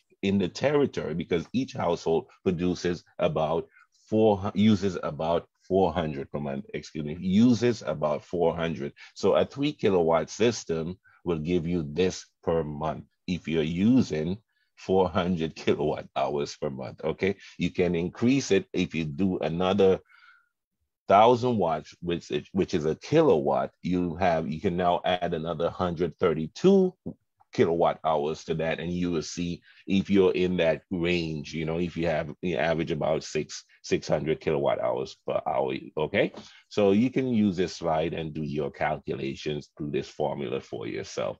Thank you very much. Next slide, please, Ms. Badger. And again, it's the law. Another thing we have in our arsenal here at the Energy Office is to assist our Virgin Islanders with a solar water heater. Now, it's the law, Act 7075 states that 70% of your water, your heating water capability must be provided by a solar water thermal system. So we at the Energy Office offer you a yearly, in our rebates, a yearly 40%, a 40% rebate on the installation. That's a complete system, including installation. Okay, next slide, please. And so that's basically it. As you see here, there's a solar thermal system, a solar water heater, and then the PV system array next to it. These are some of the advantages, you can take as far as solar systems or renewable energy systems. Okay, next slide, please. Okay, and these are the different types of solar systems. Here you have, your regular collector, and here you have your thermal siphon system at the top and your regular collector system at the bottom. Next slide, please. Okay, green buildings. Okay, we're going to go through that real fast. This is just we give recommendation if you're doing your own building, but since most of the housing finance authority buildings are already, erected and stuff like that, this is just a little tip. So we're going to go through these real fast, Ms. Pancha. Next slide, please. Next slide. Yes, it just tells you about user. Yes, go ahead. Next slide, please. This is important. This one is very important. This is talking about your windows. And as we know, we do have hurricanes. We do have a lot of heat here. So we'll want to buy heat resistance or heat reflected windows. As you see, the sunshine hits the window in the front and it's reflected out and doesn't keep our, doesn't have our AC working too hard, right? We call that, get rid of that heat gain, stop that heat gain from coming into your window, okay? Keep your room much cooler. Next slide, please. Okay, and then we talk about landscaping, some of the things you can do around your household to keep that, provide shade and coolness for your home, which reduces your energy consumption on your AC. Next slide, please. And mold. These right here, ladies and gentlemen, these are just small tips that we have noticed through, oversizing of, for example, oversizing of your AC, you're having your room too cold, and then there's this back and forth with mold, heat and cold. Your property probably is not sized for the AC that you have there, the indoor climate, in installing AC, you must really know the size. You must really size your room for the air conditioner you're about to use. Okay, and we also have stuff like dehumidifiers that takes out that moisture out of the room. That'll help you also. Okay, next one, please. Okay, and how to operate an air conditioner. This is stuff that you should be doing at home. You should be really doing it, like change your filter, set the thermometer or the thermostat, between 75 and 78 degrees, stuff like that, and use a ceiling fan. The ceiling fan is the most important thing here. This one helps you a lot rather than these stand-up gas guzzlers, okay? Next one, please. Okay. Ladies and gentlemen, this is the end. First of all, the energy efficiency lifestyle gives you a measure of energy independence. That's one. It helps you keep the planet green. That's number two. More importantly, and this is the most important thing for me, and I think after a while you'll see it also for yourself, it keeps the green in your pocket. And so that's what we're looking for. So let's make energy efficiency a way of life. And thank you very much for entertaining me today. Any questions, let me know and I'll follow up on them, Ms. Muller and Ms. Banchan. Thank you very much for giving me this opportunity. Thank you, Carl. And hold tight because I do see some questions in the chat directed for you. Okay. That was a great presentation. And Sure. just to let folks know, I really wanted to answer your question, but I would have been cheating because I was a part of the home buyers education class just last month when you Hey. asked us, and I got it wrong first. So it was very surprising to see that, the fridge, I thought it was things that heat that pull the most energy, but it was my fridge. It was your fridge. And What's the fridge? he would tell your grandma I say hello, and that's one of my former colleague. So I will. And tell her I she say always hello. push energy efficiency, and I just never used to study it. And now I do, Okay, now I do. great stuff. Great stuff. So the And first question in the chat, what was mhm. that? I wanted to let everyone, we have these kilowatt machines, or devices where you actually plug into your outlet and then plug the device into that kilowatt machine, and it helps a lot. And so we will be giving away 3 of those also. So we have 6 things to give away: 3 of these bags, these hurricane bags, and 3 kilowatt devices. Okay. Okay, awesome. But I know we don't have a whole lot of time, but I do want to get 1 or 2 questions out. Shalonda Yes. Clark asked, in regards to the solar panel systems, is there net metering with WAPA? And also, would you recommend to go off grid from electricity? Well, let's start with the last question. I would never recommend to go off the grid because you really need a sustainable grid for the territory, and it's not much. Even though I would have solar, I would keep Whopper as a backup. For example, if I'm doing some work on my solar and stuff like that, so I would never go off the grid. Okay, the next question.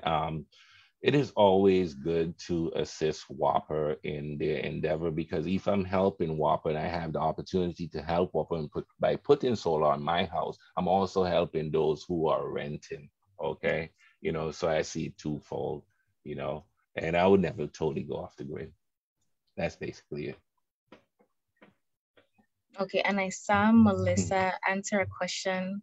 Oh, she answered it to the host and panelists, because someone had asked about the rebate program, and she responded with the rebate program ended for this fiscal year, but it will open back up in October or in November. Yes, and I would suggest people get their wish list ready, right, for October, November, where this program starts. And again, it's once the funds are exhausted, it's done. So it's first come, first serve on a first come, first serve basis. So please get your list ready for October, November. And as soon as it starts, go buy your product, fill out your application, turn it in. It takes about 6 weeks, but you have a window of 30 days to turn in the application for that individual product. It's only 30 days. So for example, if I buy this cell phone today, I have 30 days to turn in the application for it. Okay. All right. Thank you so much, Carl. And we really appreciate you for being here this morning. And if there's more questions, if you stay on, I'll let you know what they are. But if not, I can forward them to you after. So I appreciate you. Thank you, Melissa, for responding in the chat. So teamwork. That's right. Okay. I love it. Take care, guys. Have a great weekend. Bye-bye. So moving on, we are going to turn the presentation over to Tonya Garnett Stapleton. She is a realtor at Seaglass Properties. Tonya, are you there? Are you ready? You're on mute and I see you. Yes, I'm good morning. Okay, my name is Tonya Garnett Stapleton, and I'm a real estate agent with Seaglass Properties. I'm here in St. Thomas. I wanted to take a moment and say thank you to the Virgin Islands Housing Finance Authority for doing this, because it is really important for everyone to understand why they should have their own home, and then also to understand how to get it, how to either buy it or how to build it. So thank you for this opportunity to be able to share some information. I've been specializing in doing business and helping people for over 20 years, and in real estate for about 4 years. Now, as a real estate agent, I do specialize in commercial and residential properties, and I assist with selling and buying of homes, condos, and land, and even leasing of properties. So basically anything that there is to buy or sell, I can assist with. Now, we can go back one more. So just to highlight, I am available via phone, text, email, social media, so that if you are trying to reach me, there's a variety of ways to be able to contact me. Okay, next slide. And I wanted to highlight some of the benefits of using a real estate agent, whether it's for selling your home or buying your home. A lot of times people think that, okay, well, I can do it on my own, and that is accurate. You can do it on your own. There's something when you are dealing with, there's a little extra when you are working with someone that regularly works on selling or helping others buy a house, because there's things that most people don't see. One of those being the like local market knowledge. Even when it's, we know how to get, or I can help my customers get higher offers from buyers when they go to sell their home. I can help speed up the closing time, because there's things that I can do that I know I will make sure it doesn't sit on someone, the paperwork doesn't sit on someone's desk. More exposure for the properties that are for sale, because I list, look, all of us agents, we use the multiple listing service, and that's basically the directory where all of the properties that are for sale or that we list are uploaded to this website, and then that website pushes it out to like C-Glass Properties website and to Zillow or Realtor.com. So when you're seeing C-Glass's website, you're seeing everything that the agents are collectively putting out on the market, and the market being the multiple listing service. Let's see, and then I can also assist with pricing properties and like the legal guidance and paperwork, just because I'm familiar with those documents, so I can tell you where to get them, which attorneys specialize and are better suited for, just depending on whatever the situation is. And then I even helping with home presentations when it comes to marketing the home, open houses. Real estate agents we can do a really good job with that. Now, benefits of buying a home, having a real estate agent when you go to buy your home. One of the questions that I get a lot is like, okay, well, how much do I pay you? And it's, so just to put it out there, typically what happens is that real estate commission is paid by the seller. So that, I'm not saying that we're free, but essentially when the buyer comes in, the buyer is not coming out of their pocket to have to pay for my services. And at least not up front. It's all factored in when the seller is putting out their sale price. So the buyer is able to contact a real estate agent and we are able to assist. Now, there are other times where a buyer can hire me as a buyer's agent, and then we negotiate a commission before I begin, and especially if they're looking for a specific property that is not on the MLS. So I can be available in that capacity as well. But typically, the properties that are listed on the MLS, the commission is already worked out. So the buyer can just call up a real estate agent and we will assist. There is another benefit is just ethical consideration. We get certified every year, and it's required by the National Association of Realtors, our overall realtor organization, where we have to take ethical training. So we are aware of the actions that are the best practices for our industry. Pricing, I can help guide with what is a good deal, and well, maybe you might want to wait, just depending on what the buyer's needs are. Helping with the paperwork, finding, it's called the purple room phenomenon. Like if there's a specific kind of house that you're looking for, or you want a certain amenity, then I've seen many of the properties that are listed, so I can help navigate that a lot faster to help you connect with the property that is the best fit for you, for a buyer. I'm familiar with a lot of the codes just because I do make the calls and follow up and ask a lot of questions, and it's just familiarity with it. I keep track of everything as I go along to help get it to close, so with the record keeping. And then I can help avoid a property, like with a property not closing, because there's a lot of situations that I've experienced that sometimes a little creativity will go a long way. And just having had the experience of properties and certain situations that come up, I can either avoid those situations, help fix the situation, or avoid that's going into that situation because I see certain things going in a certain pattern. Okay, so, and then I can also help with the lenders. So I know I'm very familiar with the lenders that are providing mortgages here in St. Thomas. And so I can help guide to the lenders. There's right now, the one lender in St. Thomas, Banco Popular, for land. And most people are not aware of that may be going to get land, but that is the one lender. So instead of having to call everyone else or all other lenders, I can just direct you, okay, this is the lender for that. And then I have other lenders that have a variety of other resources that they can assist with as well. Okay, next slide.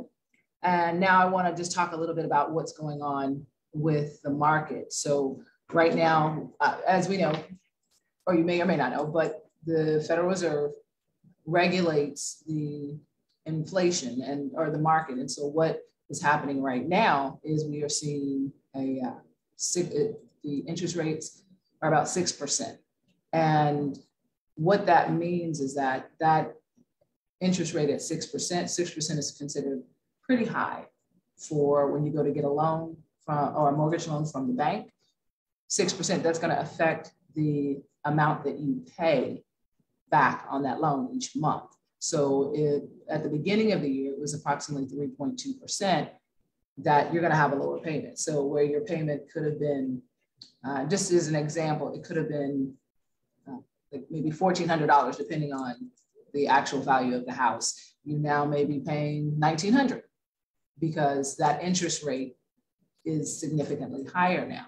And so this is one of the ways that the feds use to be able to regulate the market, slow down inflation. And the idea is hopefully by doing this, it's going to bring more inventory back into the market.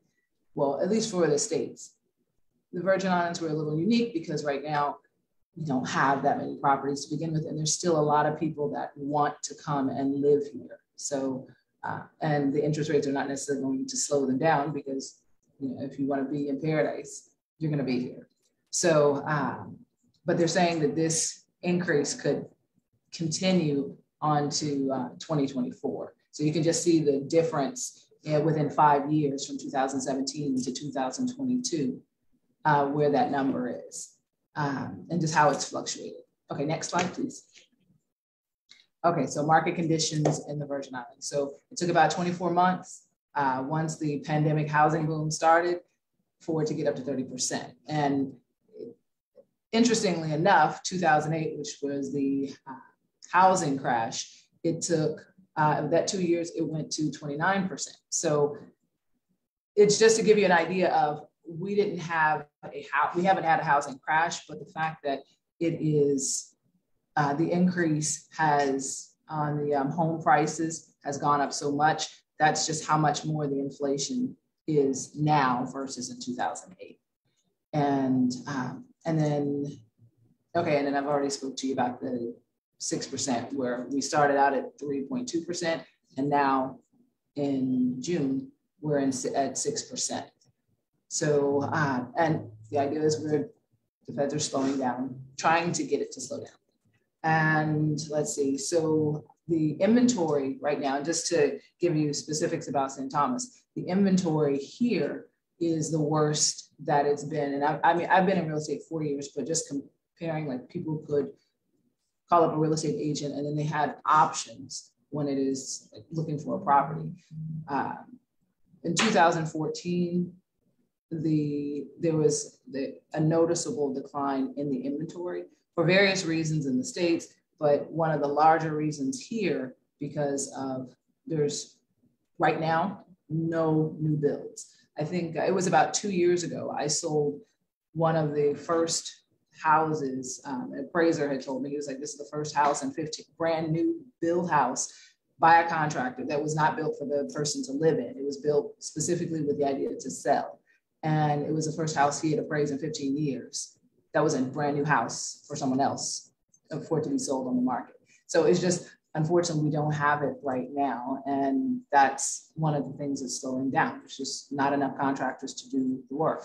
And with the prices of materials high, prices of construction, well, we just are where we are right now. So hopefully that there will be a little adjustment in the coming months to help ease that. And then let's see, okay, so let's go to the next slide, please. Okay, and just some more other numbers just to compare in the United States, the inventory, because of the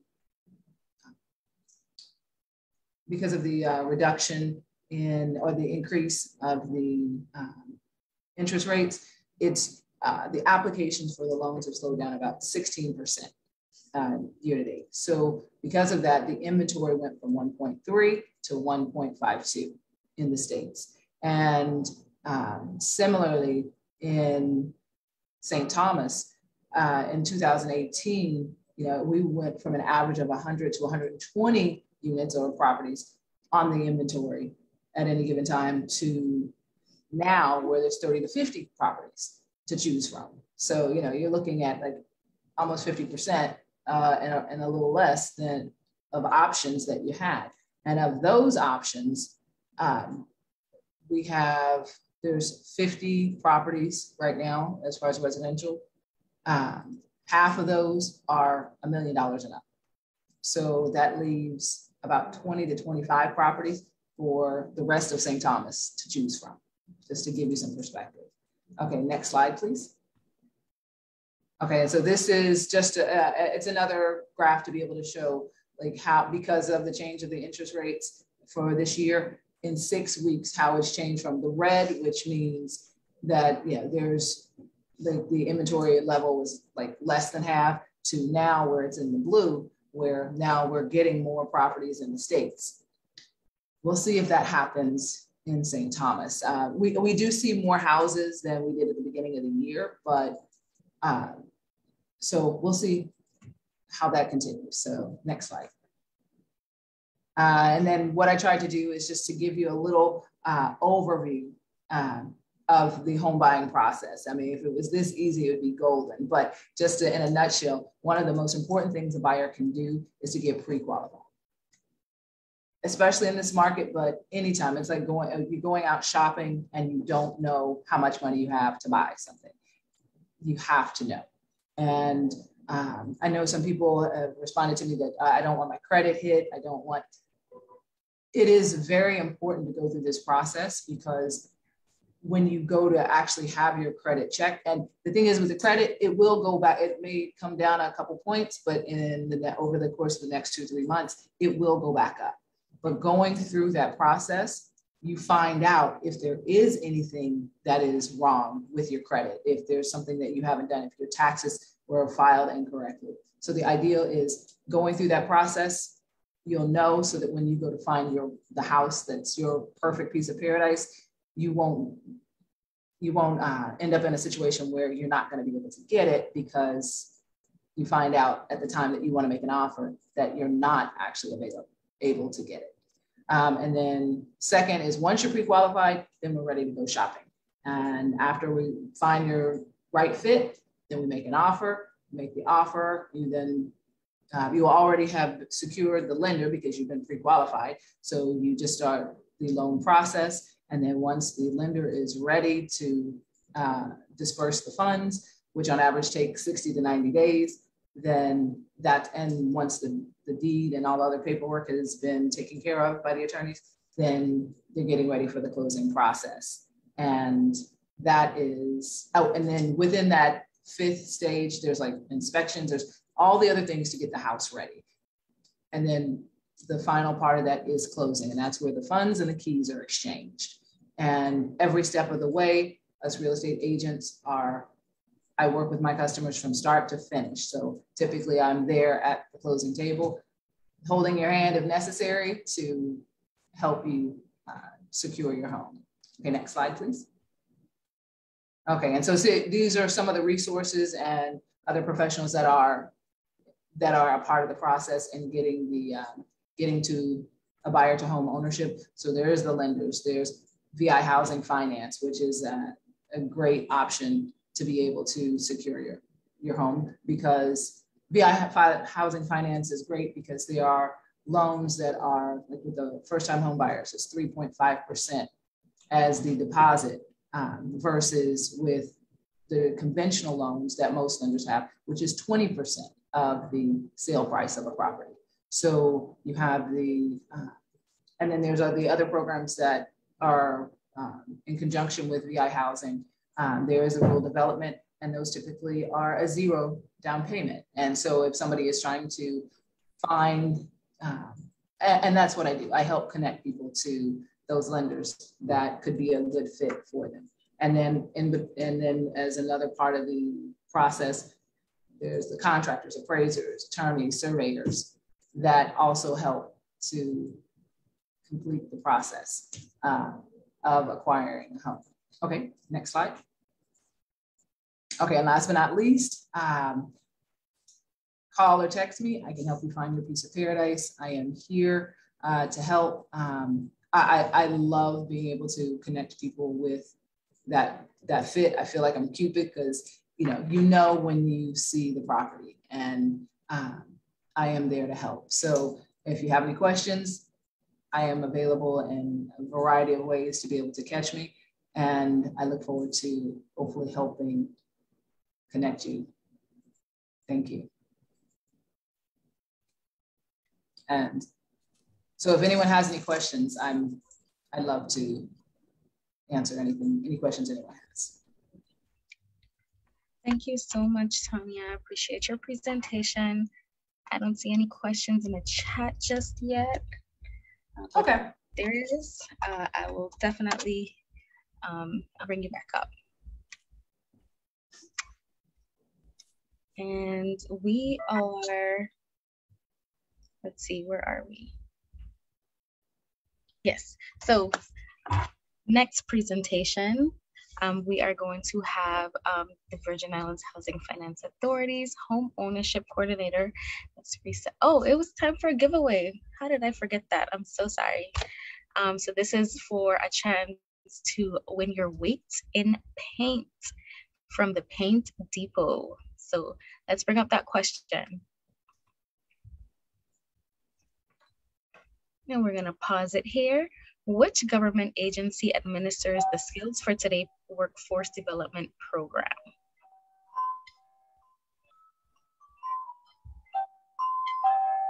All right, I see all of you guys' answers are correct. Oh, this one's a tough one. So the answer is 3. And panelists, help me out. The first person to answer is Annie E on my side. Is it the same on yours? Is it? Okay. So Annie, and I think this is Annie I know. I'll be getting into contact with you to get some paint from Paint Depot. So look out for an email from us. And thank you guys for staying with us. We are almost to the end. We're 2 more presentations and then we are going to wrap up, but we're gonna keep them brief. So next up we have Ms. Risa Sasso from our home ownership team talking about the keys to home ownership.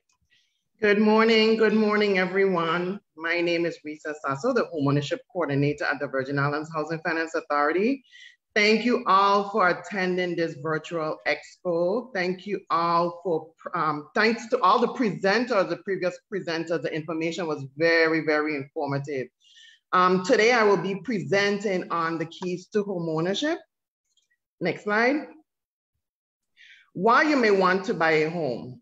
So everyone owning your own home or renting your own home. meeting your housing needs. You may want more space now.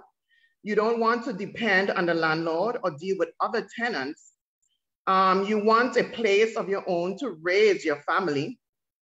It's tax benefit for homeowners, and also it will build equity. Next slide. You may ask, why buy a home? I'm sorry. These are some of the advantages and disadvantages of owning home ownership. The advantages are improve self-worth, provide stability. You don't have to be moving from place to place or when the lease is up. It also builds equity. So your home actually increases in value. A good, safe investment for you and your family. There are actually benefit on your taxes when filing your taxes annually. And you actually achieve the American dream, which is everyone dream to own a piece of the rock. So here are the disadvantages. You can't walk away from your payments or the repairs that's needed on your home, okay? That will actually lead into foreclosure or even losing your home. You are responsible for paying your insurance, which is very important, especially once we're in the hurricane season at this moment. And it's your responsibility to maintain your investment. Next slide.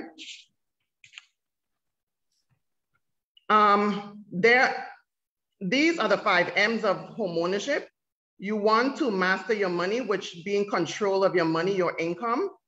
You also need to maintain good credit, basically pay your bills on time, have a credit score of a 620 and above, minimize your debts, which reduce existing obligations and spending.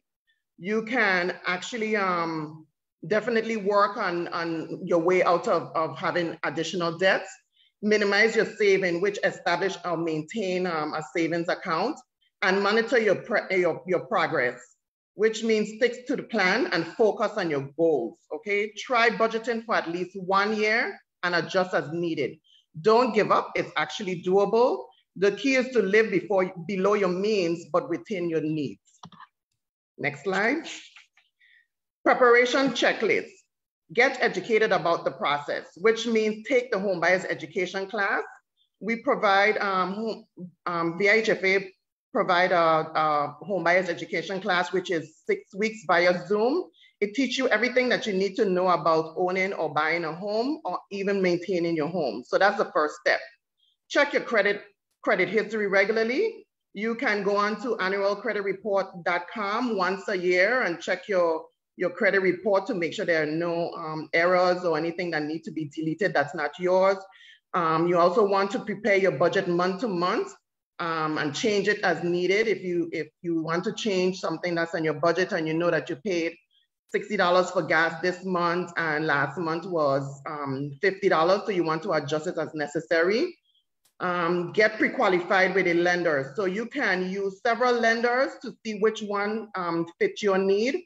So don't just pick one. You go to different lenders and see what their origination fees are, the different fees that they offer, well, the different products that they offer, and see which one fits your need. Know what's in your contract. So before signing your contract, you want to know exactly what's in there. You want to ask questions. And also, if need, you need to get some legal advice if you don't know what they are. Okay, next slide. Below are the 5 C's of the 4 C's of credit: capacity, capital, credit history, and collateral. Okay, so capacity is your current income. Are you able to pay the loan back that you're paying monthly? Capital is your asset, which is your cash reserves and other funds that you may have. Credit history is your credit score and your payment history. And collateral is what the property is, what the property that you're purchasing and the possession of you can pledge as security. Okay, next slide. All righty, so next we have VIHFA eligibility requirements. To be eligible for our programs, an applicant must be a first-time home buyer, which means you can't own a home within the last 3 years, within 3 years actually. You have to be a resident of the territory for the past 3 years, which filing your taxes locally, able to maintain priority status with the Virgin Islands Housing Finance Authority, which means when you apply through our program, we will give you a priority number, and that number link you to your to the name and where you are on our priority listing. Able to meet the income limit requirements, which are St. Thomas and St. Croix on the screen. The minimum amount is $23,250 and the maximum amount is $216,300. St. Thomas is $25,500 and the maximum is $242,900. St. John is $34,700, the minimum, and the maximum is $260,750. You also have to be mortgage ready, and you have to have stable income and employment for at least 2 years consecutively. And you also have to have a credit score of 620 and above with no collection items. So if you have any collection items, you need to make sure they are paid off. If they're not paid off, we have homeownership counselors at the authority that can assist you with clearing up your credit as needed. And you also want to save at least $15,000 for closing costs and also down payment. Alrighty, next, you want to know how to apply. You can go on to our website, which is www.vihfa.gov, and you can download the application packet, or you can come to our office, or we can actually email it to you. The priority fee is $100 for new applicants, and it's $30 to update your file, which we're gonna be pulling a soft credit, okay? With this fee, you're gonna be included in the home buyers education class. The next class is gonna be in July. So if you want to be enrolled in the next class, you need to fill out your application and get it into us. We need it in at least 2 weeks in advance so that we can place you on that list. If you can't make it to the virtual home buyers education class, you can always go on to our eHome America. It's on our website, so you can take the class. You can take the home buyers education there as well, class there as well. You also need to gather your required documents, which there is a checklist attached to the application, and you will need your current check stubs, your job letter, your bank statements, 3 years stamp tax returns, your social security and birth papers for everyone in the household. And if you want, you can drop it off to the office, or you can send it directly to our office, the homeownership division at homeownership@vihfa.gov. Can somebody put that in the chat box so that they can know? It's homeownership@vihfa.gov. Next, the local finances option.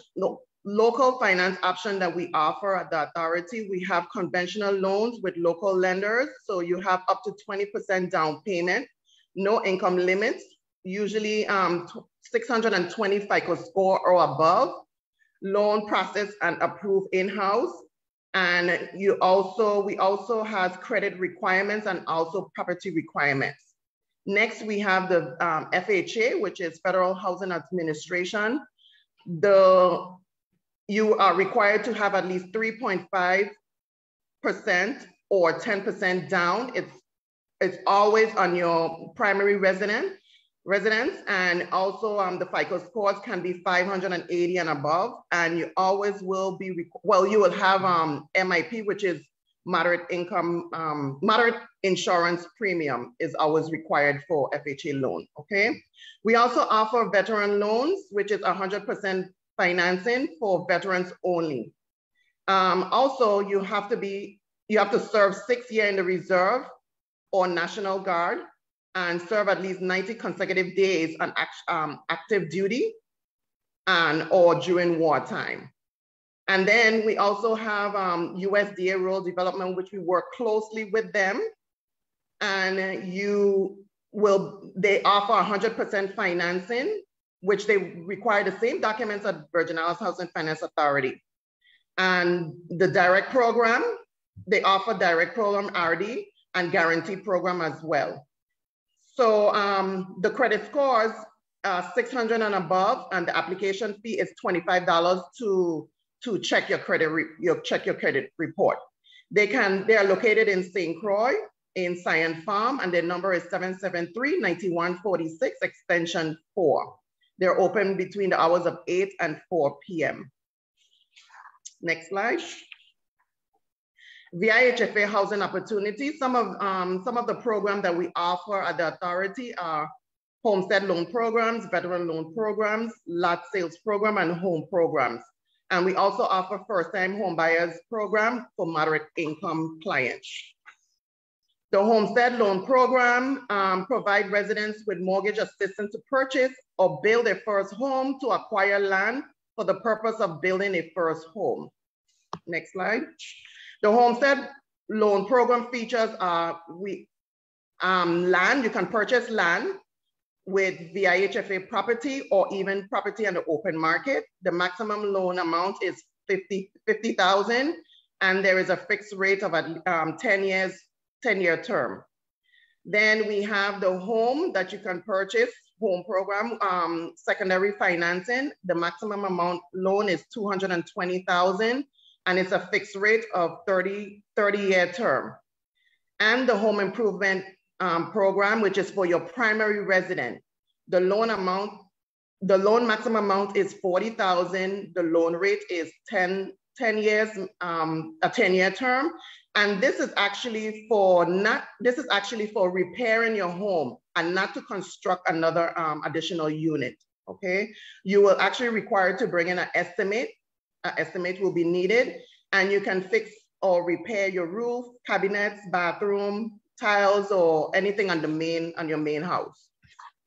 Next slide. We also provide financing for the veteran loan program. So eligible veterans applicants are entitled to various benefits, which are only for veterans. We have 25% discount on the VIHFA application, 25% set aside in all VIHFA new land and home developments, which we have it set aside for a period of time. And a fixed interest rate not to exceed 6%, and it's also 100% financing. The lot, next slide. The lot sale program. The lot sale program provides first-time home buyers with the opportunity to purchase land owned by the authority. Okay, quarter-acre lots, financing available for 10-year term. Maximum loan amount is $50,000, sold at full appraisal price.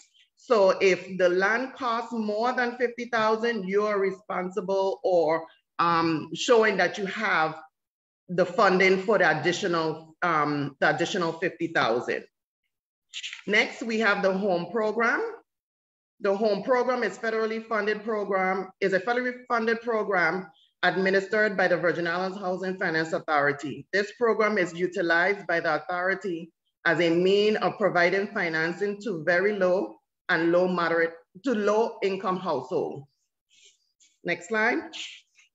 The home program assistance is provided in the form of gap financing. Is when we bridge the gap, assist clients in their funding. We also provide secondary finances needed to complete this transaction. And we also offer down payment and closing cost assistance. We also offer this program, the first-time homebuyer program for moderate income. The first-time homebuyer program, moderate income, provide financing to residents of the territory who desire to acquire their first home. So in this program, it provides mortgage assistance to moderate income first-time homebuyers. Purchasing a single-family home, not a first-time home, including not limited to prefab homes and manufactured homes. So you will also be able to construct, improve, alter, repair, and rehabilitate your single-family homes, and also acquire land for the purpose of building a single-family home.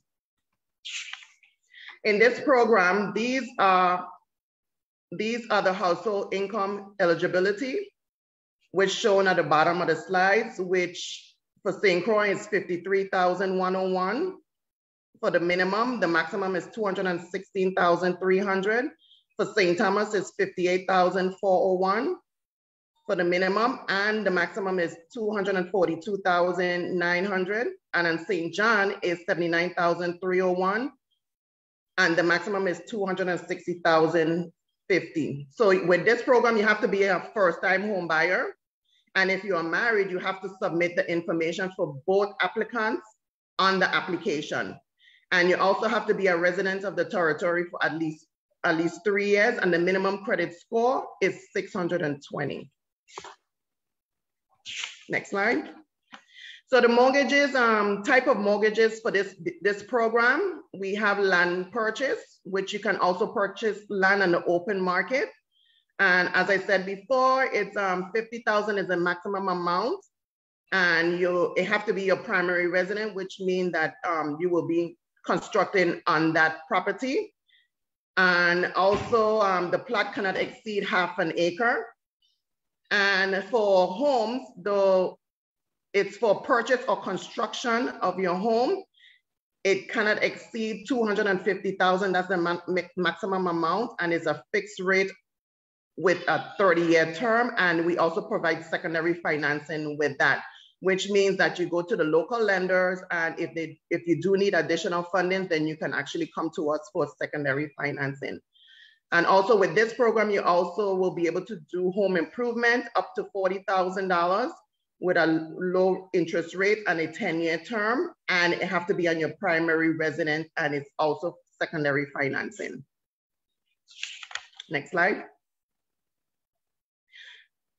Alrighty, so VIHFA services that we offer mortgage origination, in-house financing and closing cost assistance, home buyers education class, and also the counseling, and one-on-one personalized budget and credit and debit counseling, okay?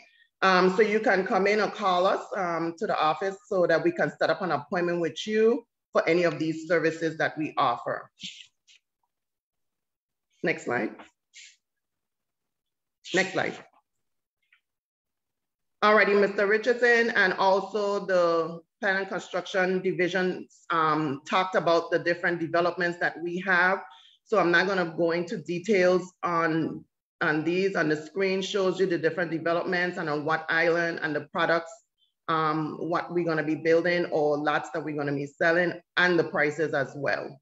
Okay, next slide. Alrighty, so 45 million Americans have outstanding student loans. So student loans is one of the debt that a lot of people go through, and why should you repay your student loans? Student loans can be expensive, okay?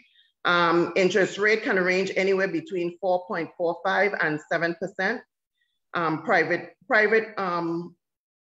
Private student loans rate can go typically from 11% to 15%. Alrighty, it's almost impossible to get rid of student loans if you can't pay. Alrighty, so you definitely have to make your payments. I know right now, well, we all know that it's deferred right now until September. So once the payments are due, you try and make sure you get a payment plan and make sure that you make your payments monthly, okay? Having excessive student loans decrease your purchasing power, so it actually increase your debt ratio. So having student loans doesn't mean that you cannot buy a home. So you want to make sure that you pay your student loans on time. And if you do not have a payment on once we're doing a pre-qualification on you and you do not have a payment on your credit report, we calculate at least 1% of the balance as the payment. Okay, next slide. Not repaying your student loans not only affect your pocket, but other goals you may have in life. Alrighty, so if you start paying your student loans, they don't go away. So you have to make sure you pay them. You cannot have a ratio of at least 43% and above. So student loans debt significantly impact your ability to purchase a home. Again, as I said before, having student loans doesn't mean that you can't buy a home. You just have to make sure and ensure that you pay them up at a timely manner and make sure you keep it affordable to you. Next slide. Alrighty, homeownership responsibility. So once you become a homeowner, it's your responsibility to make your monthly payments on time. It's very important to pay your mortgage by the first of the month. Ensure the home is adequately insured with homeowners insurance and flood insurance if needed. You want to pay your property tax, repair and maintain your home, make the appointments for regular maintenances. If your roof needs to be checked out within a couple of years, if you have plumbing issues, you have to make sure that you fix those or get it maintained. Become active, involved in your homeownership, your homeowners association, your community stay maintained. You have a say in what goes on in your community. Alrighty, next. So we're at the end of my presentation, and if you want to get additional information with the homeownership team, you can visit our office in St. Thomas. We're located in Frenchtown, in the Frenchtown Plaza, upstairs in the yellow building, or in St. Croix. We are located in the Flitzerets complex, and it's our telephone numbers on St. Thomas is on the screen, 777-4432, and on St. Croix, 772-4432, and below is the emails for the homeownership coordinators. And thank you all for listening, and happy Father's Day to all the fathers tuning in today. Thank you so much, Risa. I definitely always enjoy that presentation. If you guys can hear my background, I apologize. I'm in Frederickstead and there's a pride parade going on outside. Exciting. But I hope you can still hear me loud and clear. There's a few questions in the chat. And I wanted to ask some of them. Sure. Norman Edwards had asked, I have a question. I inherited the home that I own. Would I still qualify for the first time home buyer program? No, actually not, because if your name is actually on a deed, you have interest in property. So therefore you wouldn't be able to partake in our program. However, if you take your name off of your deed and you wait 3 years, then you'll be eligible then. Okay, Norman, I hope you got that answer. Camila asked, I already have land. What options would BIHFA offer to assist with building? We have the program that I just, that we just spoke about, where the moderate income program, where you can actually go to the local lender, and if you do need additional financing, then we can provide financing to you, okay? So the first step is to get your plans done and then go to seek financing to one of the local lenders. Then we provide secondary financing. Okay. Janisha asks if there's a link to sign up for the home buyers education class. Once you fill out the application, we put your name on a list, and then we send out the emails to the participants, or send out a list to let the clients know that when the next class is going to be coming up, and then if they're able to participate in that class.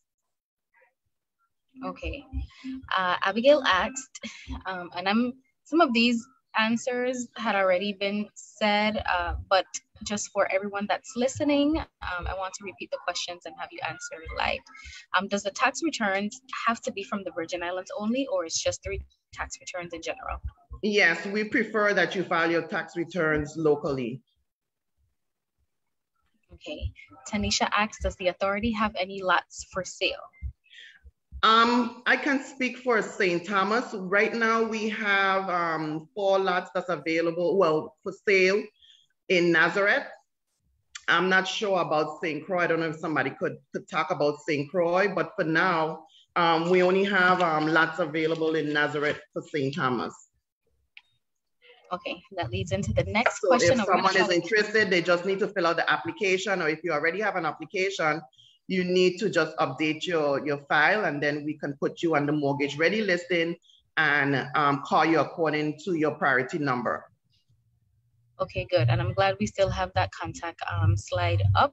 So please take that down, take a screenshot, do whatever you may if you have more questions. Kadila asks, and hi Kadila. What options are available to assist with construction on property bought through via HFA, for example, Whispering Hills and Nazareth? The question again, with construction, as I said, the client will have to go to the local lender and get pre-qualified. And then if they do need additional funding for construction, we will definitely able to give them secondary financing. And I see members of our team are answering some of the questions in the chat. I don't think everyone on the webinar can see those answers. And there's one last question I want just for everyone to hear. Sherry asks, is there credit building classes available for first-time homeowners? We offer one-on-one counseling at the authority, which I'm the counselor at the St. Thomas office, and we have Ms. Brenda Guadalupe on the St. Croix office. So if you do need assistance in clearing up your credit and so forth, or even ways to build your savings, you can definitely give me a call if you're in St. Thomas, or you can give Ms. Guadalupe a call on St. Croix.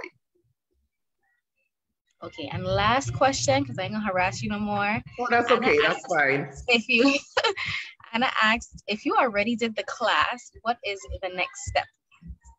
Okay, if you already take the class, you had to been pre-qualified in order for us to know for you to know your status. So it's either you was approved or denied. If you was approved, you're gonna be placed on our mortgage ready listing. If you were denied, you will send a letter, and the letter will let you know to contact one of the coordinators, the counseling coordinators, to set up an appointment to get your credit in order. So what you can do, if that person can call the office to find out their status, if they receive a letter of an approval or they receive a letter to let them know that they need counseling, and then we can go from there. Okay, awesome.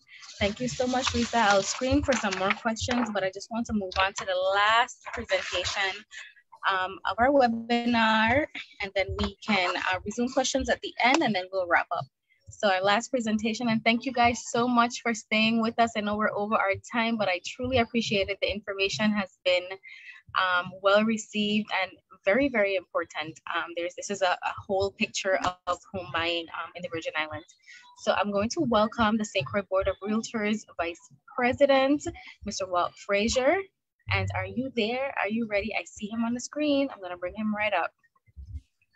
Good morning, Walt. Good afternoon. All right, thank you. And I'll be brief. I know it's been a lot of information, a lot of good information. I'm ready to go build a house right now. So, and I'll be talking briefly. I know Tanya was very good with her presentation covering what we do, but my name is Walt Frazier III. I'm a broker owner for Frazier Premier Properties in St. Croix, right in Five Corners area.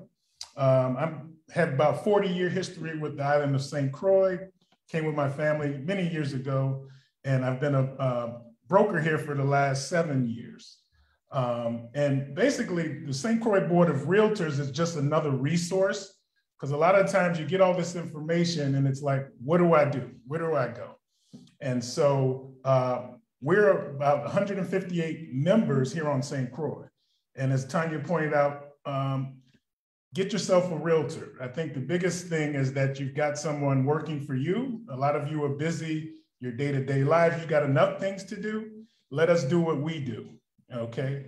And we can do that. And also we have the connections. We've been working with the lenders, appraisers, attorneys, anything you may have issues with. So I think that's the value in working with that. And also too, right now, with it being a competitive market, you want to make sure that the listings that you're looking at are accurate. I know with our MLS system, you can get the most up-to-date information. I think there are a lot of websites out there with properties, but we get calls all the time, hey, is this available? And it was already sold. So with that, a realtor can get you that MLS information in real time and keep it up to date. So I wanted to touch on that, but she covered a lot of good things that we do as realtors. The other big push on the national stage is fair housing. And I think that's what we pride ourselves on, and I'll just mention this, the Fair Housing Act protects home buyers from discrimination as they get a mortgage, rent a home, buy a home, seeking housing assistance, or participate in other housing-related activities. The Fair Housing Act prevents discrimination based on race, color, sex, national origin, religion, disability, or familial status. And realtors, we must abide by the Fair Housing Act. So we're gonna make sure that you're included and get the fair opportunity. And especially with the housing nationwide, there's a lot of push for diversity in housing. So we're gonna protect your rights there. And lastly, I wanna touch on briefly, we get a lot of questions, how do you become a realtor? What's involved? But you can start out, you get with a broker, and you can get a 6-month temporary license as you get started. So you can learn the business, learn what goes on, and then you have to take a test through the Department of Licensing to become a full realtor, salesperson, or broker. And I know we're covering a lot. You can go to our website, St. Croix Board of Realtors, St. Croix Realtors, .com, or my website, FrazierPremierProperties.com, and we can get you more information on that. And I'm a part also, the Virgin Islands Territorial Association of Realtors has an apprenticeship program. And what that's for is for careers in real estate and property management. So we want to bring diversification into the profession. We want to educate everyone in the Virgin Islands about all things real estate. And it provides a training platform for recent high school and college graduates. So to make them prosper in the industry. So there's a lot of information, a lot of good stuff going on. I'll be brief and cut it there. But once again, I'm Walt Frazier, FrazierPremierProperties.com, and you also can reach out at stcroixrealtors.com, and we can tell you all the other fun things that are going on. So thank you for the opportunity. Happy Father's Day and Juneteenth for everybody. Thank you so much, Walt. I really appreciate that. And we're gonna go right back to the chat. So you guys have any more questions? We have reached the end of the presentation, but don't drop off just yet. We have remarks, closing remarks from our Director of Home Ownership, Ms. Frida Webster. I'm gonna bring her up and then we'll do some more questions. If you guys have, I don't see anything coming in the chat right now. So we'll go straight to Ms. Webster, and then I will completely close you out. Ms. Webster? Hi, good day all. Thank you for spending your busy Saturday with us. I trust the information provided today has been quite helpful and will assist you on your path to homeownership. I trust that you will take the time out to identify your housing needs versus your wants, and that the understanding that the homeownership journey is long-term. It starts from the planning process straight through lifetime. It's important to know your buying power, as was explained earlier today, and to understand how much it costs to acquire and to maintain a home throughout your lifetime, and those who will receive the property after you're gone. Please reach out to our homeownership staff so that you can get pre-qualified if you have not done that already. If you have been pre-qualified more than 3 to 5 years ago, it's important that you become pre-qualified again and get updated because things change. Please utilize the information that we provided. Decide whether or not you want to buy a new home, buy an existing home, construct a home, wait for one of our turnkey properties, but utilize the information that we provided. Feel free to reach out to any of the panelists who presented today. They had lots of great information, and I trust that we gave you what you need to start the homeownership journey if you have not done so already. Again, thank you for participating, for joining us today, and have a pleasant rest of the weekend. Happy Father's Day to the fathers, and happy Juneteenth. Thank you. Thank you, Ms. Webster. And I just want to close out with Also, thanking everyone for joining. I see the numbers are going down, but thank you, thank you, thank you. I would like to echo those sentiments. Happy Father's Day to all the fathers and father figures. Happy Juneteenth, and happy birthday to me. So remember, this is June, it's Housing Month, and there's a whole lot more to see on our social media pages. So make sure you follow us on I'm sorry, Facebook and Instagram. And if you check out our Facebook page, we have some DIY, cute DIY videos that I want you guys to check out. I think they're really, really cute. And we put a lot of work into them. So please check those out. And also, if you have any questions, comments, concerns, you can email us at media, media, @vihfa.gov. So I want to thank all of our speakers, local businesses, those who donated prizes for our giveaways. If any of the giveaway winners are still on the call, I will be reaching out to you to get those to you. And pretty much just stay tuned via HFA. We are always putting information out about what we have going on and what we have to offer. So please, please, please stay tuned. I see all the happy birthday messages. Thank you guys. It was a pleasure being here with you. It's on Monday, but I am enjoying my time.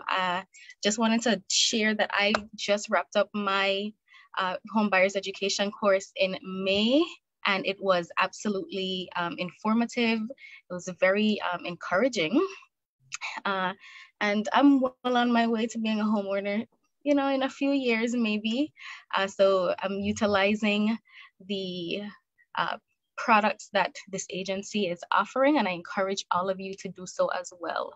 So once again, thank you for joining us, and see you hopefully next year in person at the next Housing Expo. Have a good day and a good weekend, guys.